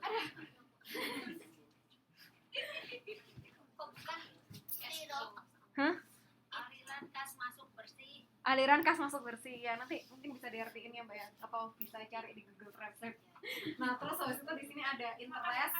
Interest itu adalah bunga yang harus kita keluarkan itu berapa. Terus habis itu ada depresiasi, ini depresiasi dari sini. Nah ini rangkumannya, di sini rangkumannya. Terus free cash flow itu adalah uang kita yang bebas, jadi uang yang bisa digunakan. Kayak gitu. Nah ini free cash flow. Seperti itu ya Mbak, prepaid. Ya yang uang pribadi itu loh Mbak. Pengambilan pribadi loh Mbak. Privacy ya. Enggak. privat. Prepaid kalau dalam. Oh iya, iya mungkin gitu. Iya. Saya baru kali denger sih. apa Pak RT? Oke, terus ini dihitung terus sampai akhir karena ini perusahaannya selama 10 tahun jadi sampai 2022. Itu kalau mencari persennya itu gimana, Mbak? Persen yang mana, Mbak? Oh, ini ada rumusnya, Mbak. Langsung aja. Nah, ini udah ngikutin ini aja. Oke. Jadi ini growth rate. Nah, ya, benar, bagus banget pertanyaannya. Growth rate itu adalah pertumbuhannya itu seberapa. Jadi kita ngitung pertumbuhan pendapatan kita itu semakin lama makin naik atau enggak. Nah, di sini dia kan seret-seret, berarti dia tidak bisa teridentifikasi. Nah, di sini minus berarti akan ada kenaikan gitu ya. Terus di sini kita lihat di sini dia akan naik. Nah, ini. Itu ada yang akan 6 dan yang keempat. Iya, di sini kan nilainya dia nggak stabil kan, di sini nilainya 629, 115, dia terlalu gede gitu loh. Nah, kalau misalkan yang umum itu ya segini kenaikannya. Nah, di sini kenapa dia sampai naiknya 629 terus kayak gitu ya? Teman-teman mau tahu jawabannya? Nah, jawabannya itu adalah karena dia adalah produk pelengkap. Jadi di sini kan cooling pad ya. Jadi gini, nggak semua orang yang punya laptop itu punya cooling pad, ya kan? Nah, nggak semua orang punya itu karena yang pertama ngapain sih bawa cooling pad, capek atau apa gitu kan? Nah, di sini kita mengkategorikannya, waktu kita bikin bisnisnya, proposal bisnisnya itu kita mengkategorikannya adalah 40% dari orang yang punya laptop itu pakai cooling pad. Jadi dikit banget. Karena kita nggak bisa overestimated, kayak misalnya kita nganggap 60% orang yang punya laptop itu pasti punya cooling pad, itu nggak bisa kayak gitu. Nah, itu harus ada risetnya juga, kita meneliti sampai berapa kayak gitu, bikin kuesioner cooling pad yang paling disuka kayak gimana, itu juga diperhatikan. Nah, terus habis itu kita ngelihat dari situ kan misalkan dia 40% ya, 40%. Nah, dari 40% ini waktu itu kita ngitungnya kan dari tahun 2015, 2016, 2017 gitu ya. Nah, kenapa kok semakin lama ini growth rate-nya semakin turun? 70, 40, 41, 35 gitu.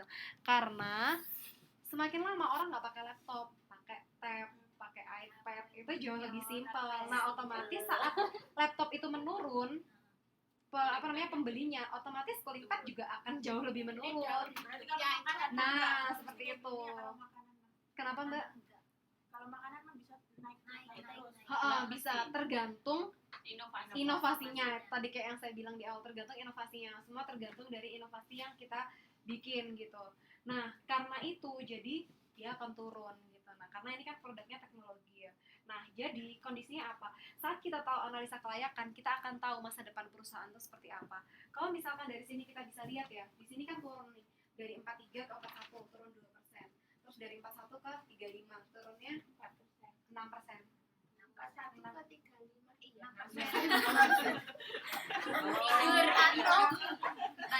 Turunnya 6%. Dia udah mimpi ke sampai pada taraf tahun keberapa bisnis ini tidak bisa berjalan, kita sudah bisa tahu. Paling nggak sampai 5 tahun atau 6 tahun lagi dia sudah nggak ada yang mau beli cooling pad itu gitu kan, nggak ada yang mau beli cooling pad. Nah, kalau udah nggak ada yang mau beli cooling pad, berarti di tahun 2022 ini, manajemen harus memikirkan lagi produk apa yang mau kita bikin gitu.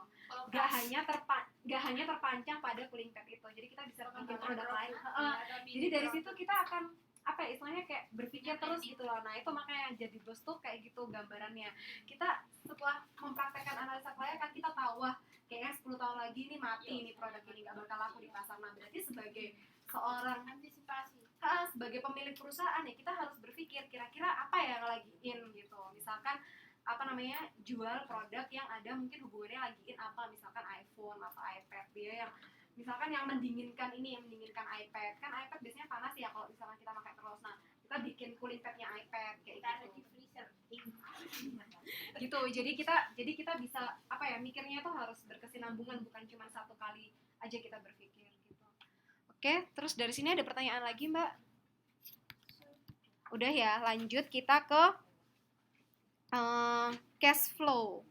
Nah, ini yang paling penting dari analisa kelayakan. Jadi, analisa kelayakan itu adalah kita tahu bahwa bisnis yang kita jalankan itu sehat. Sehat itu dalam artian kita akan dapat untung dari situ. Nah, saat kita tahu kita dapat untung, kita harus tahu kapan kita dapat untung, kapan kita masih rugi, sampai tahun keberapa kita masih minus, terus tahun keberapa kita dapat pendapatan. Nah, di sini kita bisa lihat, kalau misalkan kita lihat di sini, nah, di sini kita lihat ya, ini kumulatif cash flow. Kumulatif cash flow pertama tahun 2012 kita minus segini, pasti ya, karena ini kita investasi. Selanjutnya tahun kedua kan kita menjalankan bisnis lagi ya. Kita menjalankan bisnis lagi. Nah, kita menjalankan bisnis.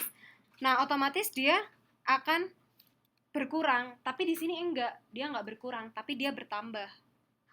Ya kan? Dia di sini bertambah. Karena apa dia bertambah? Karena kita sudah harus bayar hutang. Kita harus bayar hutang pada tahun pertama. Dan juga ditambah kita harus bayar hutang untuk konstruksi itu tadi. Jadi di sini malah 2 kali lipat. Minusnya 2 kali lipat. Di sini minusnya 14 juta. Nah, terus habis itu kita tahun kedua lebih minus lagi karena mungkin kita penjualannya nggak banyak, tapi kita tetap harus bayar hutang itu tadi 780 juta utangnya per tahun kan. Berarti otomatis kita harus nambah. Di sini nambah lagi. Nambah terus di situ sampai dia ada pada tahun ke-7. Di tahun ke-7 dia berkurang. Nih di tahun ke-7 ya. Habis 25 kali ini 2. Oh, kita sudah mulai berkurang di tahun ke-5. Di tahun ke-5 awalnya kita negatif 26. Di sini kita udah mulai negatif 25. Tahun ke-6 kita negatif 21. Kita negatif 21. Tahun ke-7, ke-8 kita udah negatif 3 juta. Nah, di tahun ke-9 kita sudah mulai untung. Tuh, kita udah bahagia di sini. Nah, kita sudah mulai untung sampai akhirnya di tahun ke-10 ini di tahun ke-8 kita masih minus ya. Tahun ke-9 kita baru untung. Tahun ke-9 ini sampai tahun ke-10 kita baru dapat uangnya. Berarti kita udah 10 lunas. tahun Baru dapat untungnya segitu 36 juta. 36 miliar. Iya. Banyak ya, Mbak. Sayang. Tadi modalnya berapa? Tadi modelnya 7 miliar. Ini sudah dihitung dari sampai awal-awal tadi. Nah, di sini 8 ini, Mbak. Nah, ini karena kemarin teman-teman nanya ya. Kan kita kemarin belajar kan ada FP, RR, payback period. Nah, di sini kita bisa tahu. Jadi di situ kan pengembalian modalnya berapa sampai durasi waktu kapan. Nah, pengembaliannya itu selama durasi 8 tahun 8,22 tahun. 8,22. Aku 2 bulan. Nah, itu beda-beda sih, beda-beda. Setengah. Nah, itu depend on tergantung dengan perusahaannya. Pokoknya kalau bangun sendiri, terus habis itu kita produknya itu susah, nggak semua orang bikin. Ini kan produknya susah kan, nggak semua orang mau untuk beli itu. Kalau makanan semua orang pasti butuh makan kan. Terus kos-kosan semua orang pasti yang tinggal luar jauh kota butuh, hotel juga iya gitu. Tapi ini cooling pad gitu. Jadi di sini memang tantangannya waktu disuruh bikin proposal bisnis ini memang kita harus cari suatu produk yang memang dia itu unik dan kita harus memasarkan tuh kayak gimana caranya gitu. Jadi di sini itu sebenarnya jualan produk cooling padnya nggak cuma cooling pad sih. Jadi produk cooling padnya itu adalah cooling pad pengusir nyamuk dan juga aromaterapi. Berarti tidak satu produk saja. Enggak, satu produk tapi multifungsi. Jadi kan sebenarnya idenya itu karena kita kan sering ya begadang gitu kan, ngerjakan tugas gitu kan. Nah, otomatis kalau kita ngerjakan tugas sampai malam gitu di kampus, kalau pulang jam 1, jam 2 malam gitu ya, kita baru pulang, banyak banget nyamuk kan. Nah, biar kita nggak sakit, berarti kan kita kalau misalkan kita pengen nggak banyak nyamuk, kita harus pakai autan atau apa gitu kan, males biasanya. Nah, akhirnya atau kalau nggak beli minyak obat nyamuk gitu, kita malas gitu kan. Nah, akhirnya kita tuh mikir gimana kalau itu integrated gitu, jadi satu. Jadi cooling pad, terus di bawahnya itu ada kayak kayak aromaterapi, tapi dia mengusir nyamuk, tapi juga baunya harum. Jadi waktu kita ngerjakan itu jadi kita kayak relax gitu. Terus habis itu kita relax, terus nggak banyak nyamuk gitu kan. Nah, itu jadinya cooling padnya kayak gitu fungsinya. Nah, kita harus bikin produk kayak gitu, makanya kenapa di sini susah. Ya, kenapa di sini susah baliknya lama gitu, karena ya aspek-aspek itu gitu. Jadi memang tantangannya sih berat gitu di sini. Tapi kalau misalkan kita disuruh bikin usaha yang yang kayak makanan gitu ya, pasti cepet lah balik modalnya, karena di sini emang harus produk yang bisa diproduksi, jadi ada mesinnya, harus kayak gitu jadinya. Di tahun kedua Gitu. Jadi nanti ini sebenarnya dari analisa kelayakan itu adalah hasil akhir yang paling penting itu di sini. Jadi hasil akhir ini menyatakan bahwa oh ternyata selama segini toh kita akan balik modal, oh keuntungan kita segini, oh kayak gini, kita selama tahun ini kita minus gitu. Kalau kita nggak punya ilmu analisa kelayakan modal, kita akan sedih kalau kita misalkan udah kayak misal nih, iya kayak misalkan Mbak ya, siapa yang minus awalnya? Yang minus di awal tahun satu, Mbaknya minus juga ya.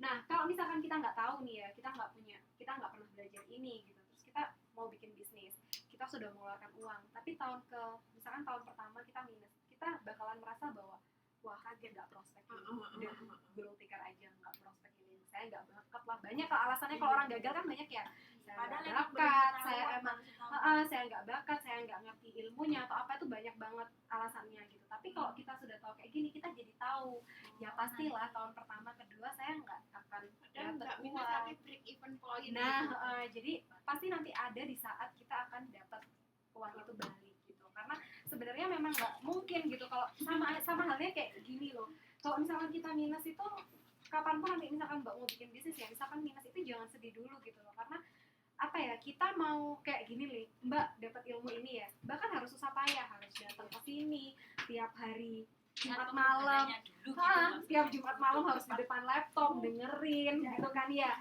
Terus habis itu Minggu yang waktunya mungkin bisa tidur harus kesini, harus ngerjain tugas, banyak tugasnya gitu kan. Nah semua itu ada pengorbanannya gitu loh. Bisnis pun juga kayak gitu. Untung-untungan kalau memang dari awal sudah positif. Tapi kalau memang negatif itu jangan berkecil hati gitu. Jadi pasti nanti ada di saat udah langsung positif. Mungkin ada di mana saatnya itu, ada saat di mana nanti pasti positif gitu. Oke, lanjut ya. Nah oke. Terus sekarang kan kemarin saya juga jelasin tentang analisa kelayakan ya. Analisa sensitivitas ya. Nah, teman-teman udah dapat nggak apa sih poinnya analisa sensitivitas itu sebenarnya? Mungkin ada yang bisa nge-review analisa sensitivitas itu apa? Sampai di situ. Iya, di tugasnya emang nggak sampai situ. Dampak perubahan itu. Iya, jadi analisa sensitivitas itu gini. Jadi analisa sensitivitas itu gini. Jadi kalau ada satu faktor itu naik, apakah itu mempengaruhi dengan keuangan kita atau enggak gitu ya? Jadi contohnya kayak gini. Contohnya adalah ini teman-teman bisa lihat nggak ya? Contohnya kayak gini. Nah di sini ada banyak kecil ya. Gak apa-apa ya. Nanti bisa dibaca sendiri juga ya. Nah jadi ini contohnya gini. Di sini ada faktor eskalasi HPP, eskalasi harga jual, inflasi, tax, interest, sama investment cost. Nah maksudnya gini, kalau misalkan satu faktor ini aja saya naikkan, saya contohnya ini ya, eskalasi harga jual. Eskalasi harga jual itu maksudnya adalah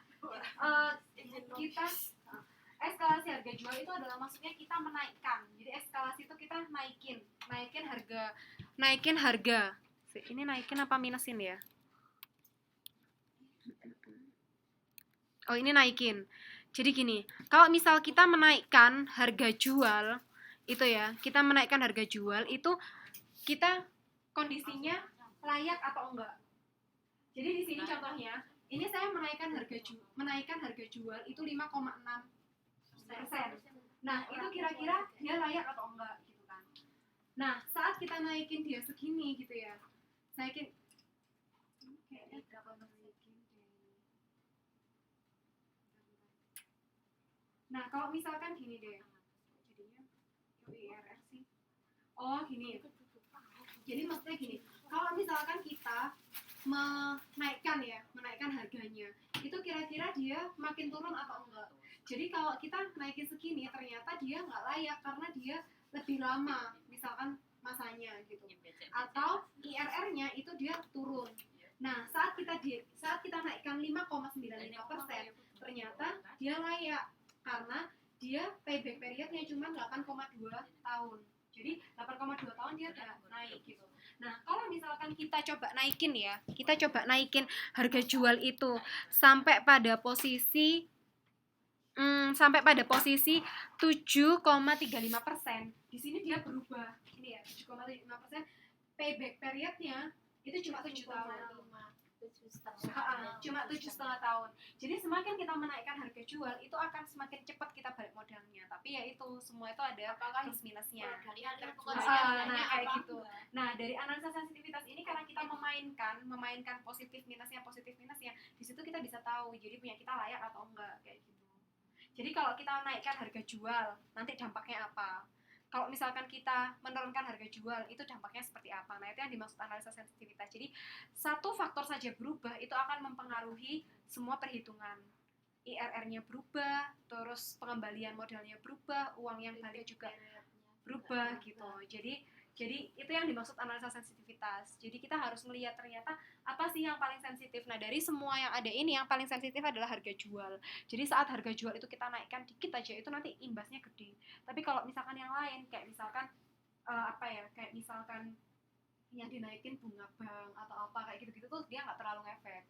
Tapi kalau yang harga jual kita naikin dia ternyata ngefek banget, signifikan gitu perubahannya. Nah gitu. Jadi dari analisis sensitivitas ini kita emang harus menilai beberapa faktor yang penting kayak biaya investasi, terus pajak kayak gitu. Nah dari 5 faktor ini nanti kita akan tahu oh ternyata yang paling signifikan perubahannya itu ini. Kalau di sini yang kita hitung ternyata yang paling signifikan adalah harga jual gitu. Jadi sedikit aja kita naikin harga jual itu berarti kita akan dapat untung, tapi bisa jadi konsumen itu akan lari karena terlalu mahal gitu. Nah terus ini. Nah jadi dari sini nanti kita bisa bikin yang namanya tornado diagram. Nah jadi dari sini nanti kita kelihatan di sini ada pajak, terus ada eskalasi HPP, terus ada inflasi, ada investment, ada interest. Semakin dia memberikan nilai yang paling besar itu dia ngefek kayak gini. Jadi dari semua ini ya ada bunga bank, ada investasi, inflasi, eskalasi HPP sama tax. Nah berarti dari semua faktor yang ada yang paling berpengaruh di sini adalah kenaikan harga pokok produksi dan juga pajak gitu. Nah ini kalau misalkan pengen bikin tornado diagram tinggal diganti aja angkanya di sini nanti dia akan berubah sendiri gitu.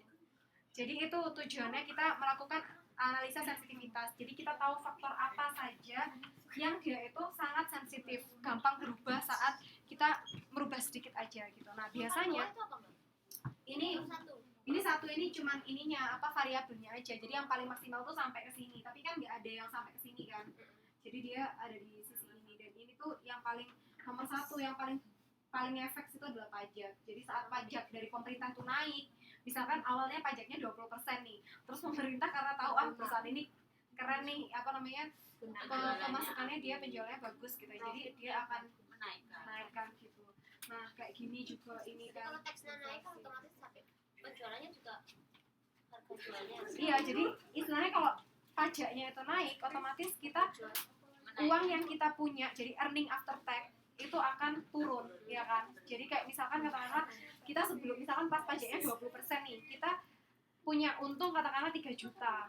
Uangnya kita earning after tax, pendapatan setelah kena pajak 3 juta. Tapi saat pajak itu dinaikkan 30%, bisa jadi kita nggak jadi 3 juta tapi kita 2 juta kayak gitu. Nah, jadi kan otomatis kalau kayak gitu berarti kondisinya payback period kita akan semakin lama gitu. Nah, itu makanya kenapa dia di sini pajak ini sensitif banget gitu.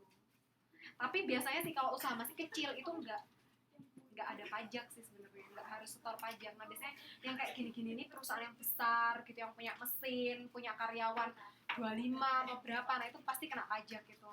Tapi sekarang bisa sih diakalin gitu. Iya. Gitu. Akhirnya masuk itu di gayus tambunan.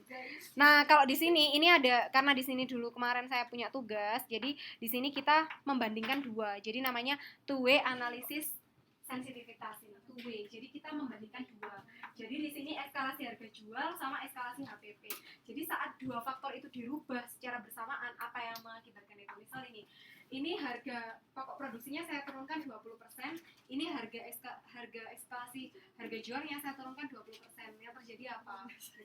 Penurunan PB periodnya makin turun ini 8,26. Ini setelah dinaikkan lagi 8,29. Karena kan harga jual sama harga pokok produksi jadi diturunkan secara bersamaan kalau two way itu. Jadi kita membandingkannya dua arah gitu. Kalau yang one way satu analisis aja itu satu aja. Jadi kayak eskalasi HPP harga pokok produksi ya harga pokok produksi aja yang dinaikkan. Tapi kalau two way itu kita bersamaan. Jadi kayak ini misalkan inflasi sama harga pokok produksi.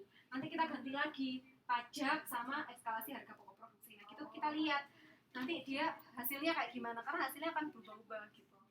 Karena di suatu kondisi bisnis itu dia nggak akan ada pada satu kondisi yang dia istilahnya pajak tok yang naik itu nggak selalu kayak gitu. Jadi dia tuh dinamis, kondisinya tuh berubah-ubah seiring berjalannya waktu gitu. Oke. Sudah sampai di sini teman-teman ada yang ditanyakan. Ini resiko nanti masuk ke bab selanjutnya. Gimana pusing?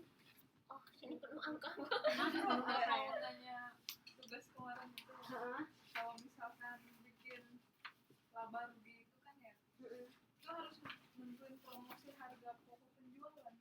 Nah, iya kemarin juga ada yang nanya masalah promosi. Kira-kira teman-teman ada promosi nggak? Maksudnya ada promosi nggak? Dari mulai biaya itu. Nah, kalau promosi dari mulut kamu, sebenarnya kalau ada harga promosi pakai. Tapi kalau misalkan nggak ada ya nggak usah. Jadi kalau promosinya misal kayak di Facebook gitu ya. Iya. nah berarti Mbak bayar diri Mbak sendiri.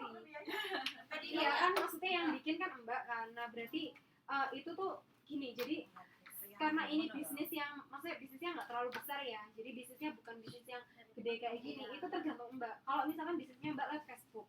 Nah Mbak sebenarnya kalau kita ngomong profesional itu digaji diri Mbak. Dan itu gajinya dimasukin ke situ sebagai gaji promosi. Tapi kalau Mbak merasa udahlah nggak usah dimasukin aja orang diriku sendiri gitu ya nggak apa-apa nggak usah dimasukin gitu. Jadi tergantung. Nanti kalau laba rugi itu ada harga pokok penjualan gitu. Kalau misalkan promosinya nggak dicari, harga pokok penjualannya nggak ketemu. Enggak, yang ini Mbak. Halaman 419. Enggak, itu kayaknya tabel promosi harga pokok penjualan.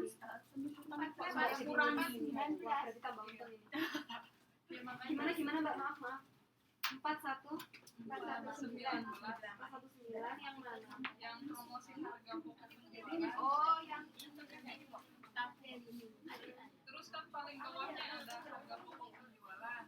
Itu dimasukin buat ke tabel laba rugi kan ya? Iya benar. Kalau misalkan promosi penjualannya promosi harga pokok penjualannya enggak dicari, berarti yang dimasukin ke laba ruginya yang mana? Oh maksudnya Mbak gitu. Ini Mbak gampangnya. Mbak kan berarti sudah punya harga atau ngikutin ini aja kalau Mbak bingung. Soalnya aku sebenarnya agak bingung juga sih sama yang itu. Sebentar. Nah gini Mbak sebenarnya laba rugi itu kayak gini Mbak. Jadi laba rugi itu kan kayak tadi yang saya jelasin ya, harga jual dikali sama unit yang terjual. Ini terus habis itu harga pokok produksi dikali sama unitnya berapa. Nah terus habis itu baru dikurangi gitu aja. Jadi nggak usah pakai Promosi itu nggak usah. Jadi langsung aja kan Mbak tadi sudah punya di soal nomor berapa ya Mbak, di soal nomor 7 itu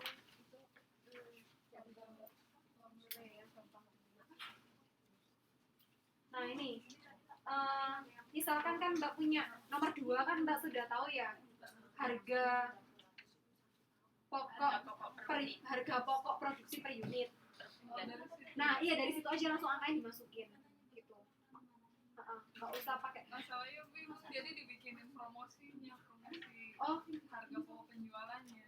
Berarti Kalau ada punya biaya saya oh gitu. Kalau berarti kalau ada harga promosi berarti kan harga pokok produksi ya kan ditambah sama harga promosi terus dibagi sama unit yang terjual. Nah, gitu. Yang mau diganti lagi kan nggak usah nggak apa-apa. kayaknya perlu langsung semua belajar langsung diterapin ya. Iya makanya awalnya itu kan saya tadi mikirnya kan teman-teman udah tak kasih ini dari kemarin gitu. Enggak Terus sisanya udah iya tapi nggak apa-apa sih nanti bisa dicoba-coba aja. Langsung Gitu. kita aja mbak, kasih file Excelnya. Oh sudah di Facebook Sudah dari di kemarin. Tugasku. Oh gitu. Dia ngirim itu. Nggak apa-apa. Nanti kalau misalkan bingung ngirim ke situ bisa lewat Facebook aja. Soalnya takutnya kalau nyasar, maksudnya teman-teman mungkin ngetiknya salah gitu ya. Ngetiknya salah malah nanti saya nanggapnya nggak ngumpulin tugas nanti saya nolin gitu kan kasihan teman-teman. Oke gitu. Kira-kira ada pertanyaan lagi? Seenggaknya udah tahu lah ya gambarannya kayak gimana perhitungannya gitu walaupun memang Cuma susah. pernah diajarin kayak gini bukan mbak, tapi bukan dong. Itu awalnya bikin itu yang pertama kali langkah pertamanya Dari mana? Dari mana itu rumus-rumusnya bikin ini sendiri mbak. Oh enggak rumusnya ya dari ada di buku ini. Iya, enggak Ada di buku itu mbak. kalau Loh kita enggak maksudnya mulai rumusnya ya masuk Excel. sama kayak hitungan ini. Iya.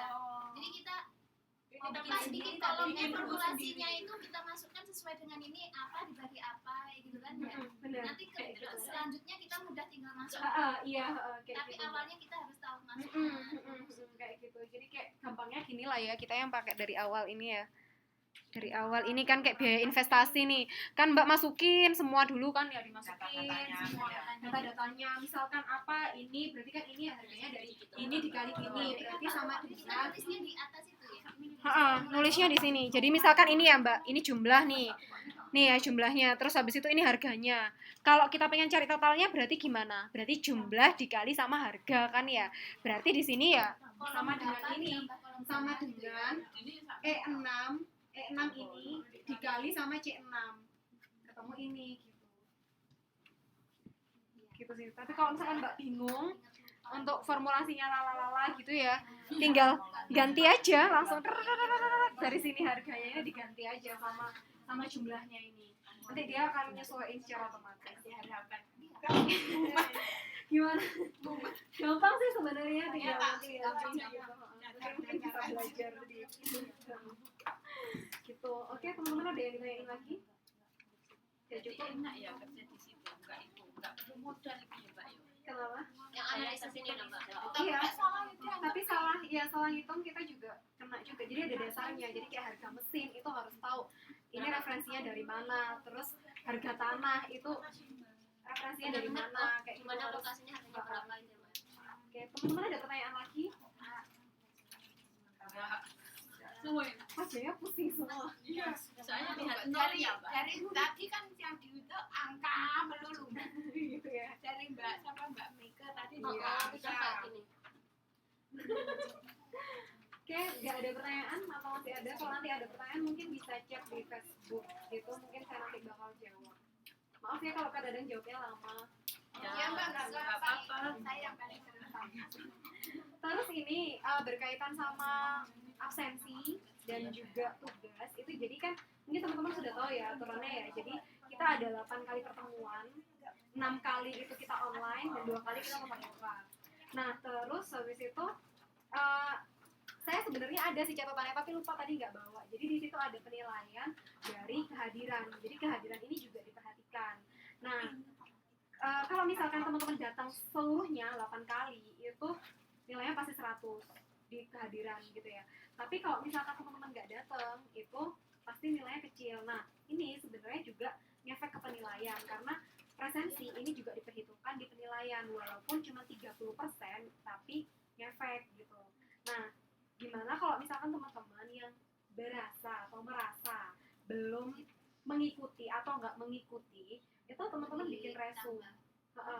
Resume. Jadi sebenarnya nggak ini sih nggak enggak, cuma ngeresum aja, jadi kayak misalkan analisa sebisanya aja gitu. Karena kan sebenarnya gini, sebenarnya kalau saya kan tugasnya cuma nilai aja ya, jadi saya terserah, saya akan masukin sesuai itu gitu. Tapi saya nggak enak juga gitu, maksudnya apa ya, gimana ya, Kasihan udah Mbak. ya saya juga nggak enak gitu loh kalau misalkan saya misalkan segitu gitu ya. Nah gitu, nah coba kalau misalkan teman-teman ada waktu gitu ya yang Masalahnya nggak waktunya itu kosong, yang tidak terbatas, Mbak. Jadi ya Habis di terus jalan gimana, berarti dikosongin gitu. mungkin apa ya? yang Apa? mau monggo. Yang mau nggak monggo, apa-apa. kalau Tapi enggak, kan sudah Siapa yang resumnya itu satu loh. Yang Absensinya kurang. soalnya kita terkadang yang absensinya kurang, sebenarnya yang masuk juga banyak sih beberapa. Jadi dari, kalau nggak salah kemarin aku saya lihat itu sebenarnya harusnya saya bawa lupa. Jadi ada 4 orang yang selalu masuk. 4 orang. Gitu. Jadi ada 4 orang yang dia selalu masuk. Jadi ada dari 1 sampai sekarang ini ada yang masuk. So ada beberapa, saya ingat sih berapa namanya, ada 4 orang gitu ya. Tapi ada juga yang enggak gitu. Nah saya kasihan sih kalau misalkan apa ya, kalau misalkan nanti nilainya kurang cuma gara-gara kehadiran. Kan kehadiran itu apa sih, nggak terlalu penting gitu. Maksudnya gini, saya juga tahu sih kesibukannya teman-teman gitu ya. Jadi misalkan gini, misalkan teman-teman misalkan nggak datang 2 mata perkuliahan ya, misalnya modul 1 sama modul 2 nggak datang gitu. Ya udah teman-teman ngeresum seadanya aja, yang penting ada gitu. Jadi saya punya bukti. Nggak perlu. Jadi misalkan Mbak punya 1 halaman nih ya, 1 halaman HPS. Di sini Mbak ngeresum 4 pertemuan yang sudah ada dalam 1 lembar HPS, it's okay gitu. Maksudnya saya nggak menuntut kayak yang benar-benar harus satu pertemuan nggak datang itu 1 lembar HPS enggak gitu. Dan itu pun juga terserah gitu. Tapi kalau misalkan teman-teman nggak ngumpulin juga nggak apa-apa, karena nanti deadline pengumpulan nilai itu sih sebenarnya terakhir saya ngajar kan tanggal 17 ya, berarti seminggu dari itu tuh deadline terakhir pengumpulan gitu. Nah deadline terakhir pengumpulan, nah kalau misalkan bisa itu saya tunggu sampai pertemuan ke-8. Tapi kalau misalkan teman-teman sibuk dan nggak sempat, ya udah kita nggak nggak apa-apa, tahu saya tuh Mbak yang masuk atau nggak masuk. ada sih datanya, nanti mungkin saya share aja ya. Iya, bisa Nanti saya share. Jadi nanti karena setiap itu Mbak, itu yang pertama itu nggak bisa join. Iya, tapi yang pertama lumayan kok. Yang Saya waktu join tapi nggak ada suaranya. Nggak ada suaranya. Iya, nggak apa-apa kalau kayak gitu sih. Pokoknya saya sebenarnya gini, teman-teman kadang ya kalau misalkan teman-teman masuk gitu ya, tiba-tiba ada terus tiba-tiba hilang gitu. Iya. Itu saya tetap nulis kok gitu. Jadi misalkan teman-teman masuk cuma 5 menit atau 10 menit itu saya tetap nulis gitu. Karena saya tahu pasti semua orang sibuk, dan saya yakin kalau emang teman-teman pengen lulus juga kan pasti teman-teman belajar kan untuk itu gitu loh. Saya percaya sih untuk itu. Jadi ya saya catat semuanya, walaupun cuma muncul 5 menit 10 menit itu saya catat gitu. Tapi ya itu kalau bisa, karena maksudnya saya juga kasihan sih kalau misalkan nanti kecilnya tuh nilainya cuma gara-gara itu gitu. Makanya jadinya saya nggak terlalu itu juga sih. Mungkin teman-teman yang lain juga nggak terlalu. Soalnya gini loh Mbak, kadang itu kan dari sini dosen ngasih nilai tinggi kan, nanti nggak Iya. tahu sampai UT itu. Nah itu makanya kita menghindari yang seperti itu. Jadi kita memaksimalkan nilai yang ada di sini gitu. Jadi makanya saya juga kalau bisa, kalau memang bisa dan semuanya misalnya kayak tugas ini misalnya semua oke ya, semuanya akan saya kasih nilai 100 gitu. Nggak ada masalah gitu. Tapi Kemarin saya di sini nilainya tinggi, nggak keluar malah. nah ya itu orang barokah. saya menghindari yang kayak gitu sih. Jadi apa namanya, jadi ya kalau bisa nanti teman-teman ada lah ya resumnya gitu. Jadi saya bisa kalau misalnya saya ditanyain gitu sama teman-teman, atau saya bisa proving gitu, ini loh ada gitu, ini ada gitu. Dari modul 1 sampai 5, sekarang 5 ya, sekarang sama ini berarti 6. Dikit kok, maksudnya kalau misalkan Mbak nulis yang misalnya Mbak ngeresum nih, misalkan Mbak nggak datang 4 kali pertemuan, nah 4 kali pertemuan itu Mbak resum dalam 1 lembar HPS, saya nggak apa-apa juga. Yang penting ada UT. Yang penting ada, karena saya kesibukan yang Mbak Dikirim aja sih. dikirim chat Facebook juga ya, tapi kayaknya Mbak Anis nggak usah karena Mbak masuk terus. Kayaknya Mbak. Enggak, kayaknya ya. Pokoknya saya ingat ada beberapa yang sering masuk gitu, jadi dia masuk terus jadi. Tapi saya ada catatannya gitu. Ikut Mbak, terus itu kan kayaknya yang jarang Mbak. Gak apa-apa sih Mbak, kayak gitu sih maksudnya saya udah nyesel gitu. Jadi Mbak bisa lihat juga dari YouTube gitu. gitu ya teman-teman. Jadi kita bermain cantik gitu. Maksudnya saya akan memberikan yang nilai baik gitu. Tapi teman-teman juga kalau misalkan nggak masuk, kita juga kalau bisa juga berusaha yang ngikut. Tapi kalau misalkan nggak bisa dan sibuk ya nggak apa-apa. kita berusaha Nanti maksimal. Saya tunggu sampai pertemuan ke-8 ya terakhir tahun 3 2012. sekali loh. Dua kali Jumat minggu ini sama Bulan 9 kan. oke gitu Dan aja. ini tugas sudah terakhir Mbak ya? Oh masih ada lagi masih ada tugas 3 satu lagi. Masih ada tugas. Terus nanti Ini kan tambahan loh, Ge. Ini tambahan. oke Berarti absensi. habis ini saya nanti upload ya nanti kalau udah nyampe kampus. Oke terima kasih banyak buat teman-teman. Maaf kalau misalkan dalam seiring berjalannya waktu dari pertemuan pertama sampai ke-6 ini saya ada banyak kesalahan. Itu semua ya itu semua istilahnya tidak ada maksud atau apa-apa gitu ya, karena kita di sini sama-sama belajar. Jadi kalau misalkan saya ada salah juga teman-teman bisa ingat. Enggak kok, jadi kan sudah banyak ilmu. Terima kasih banyak ya Mbak. Terima kasih, Mbak. Mbak Nani, tanda tangan dulu loh. Yang tadi tak kasih jenengan itu. Yo. Mbak mau foto. Oke. Bu mau foto dulu.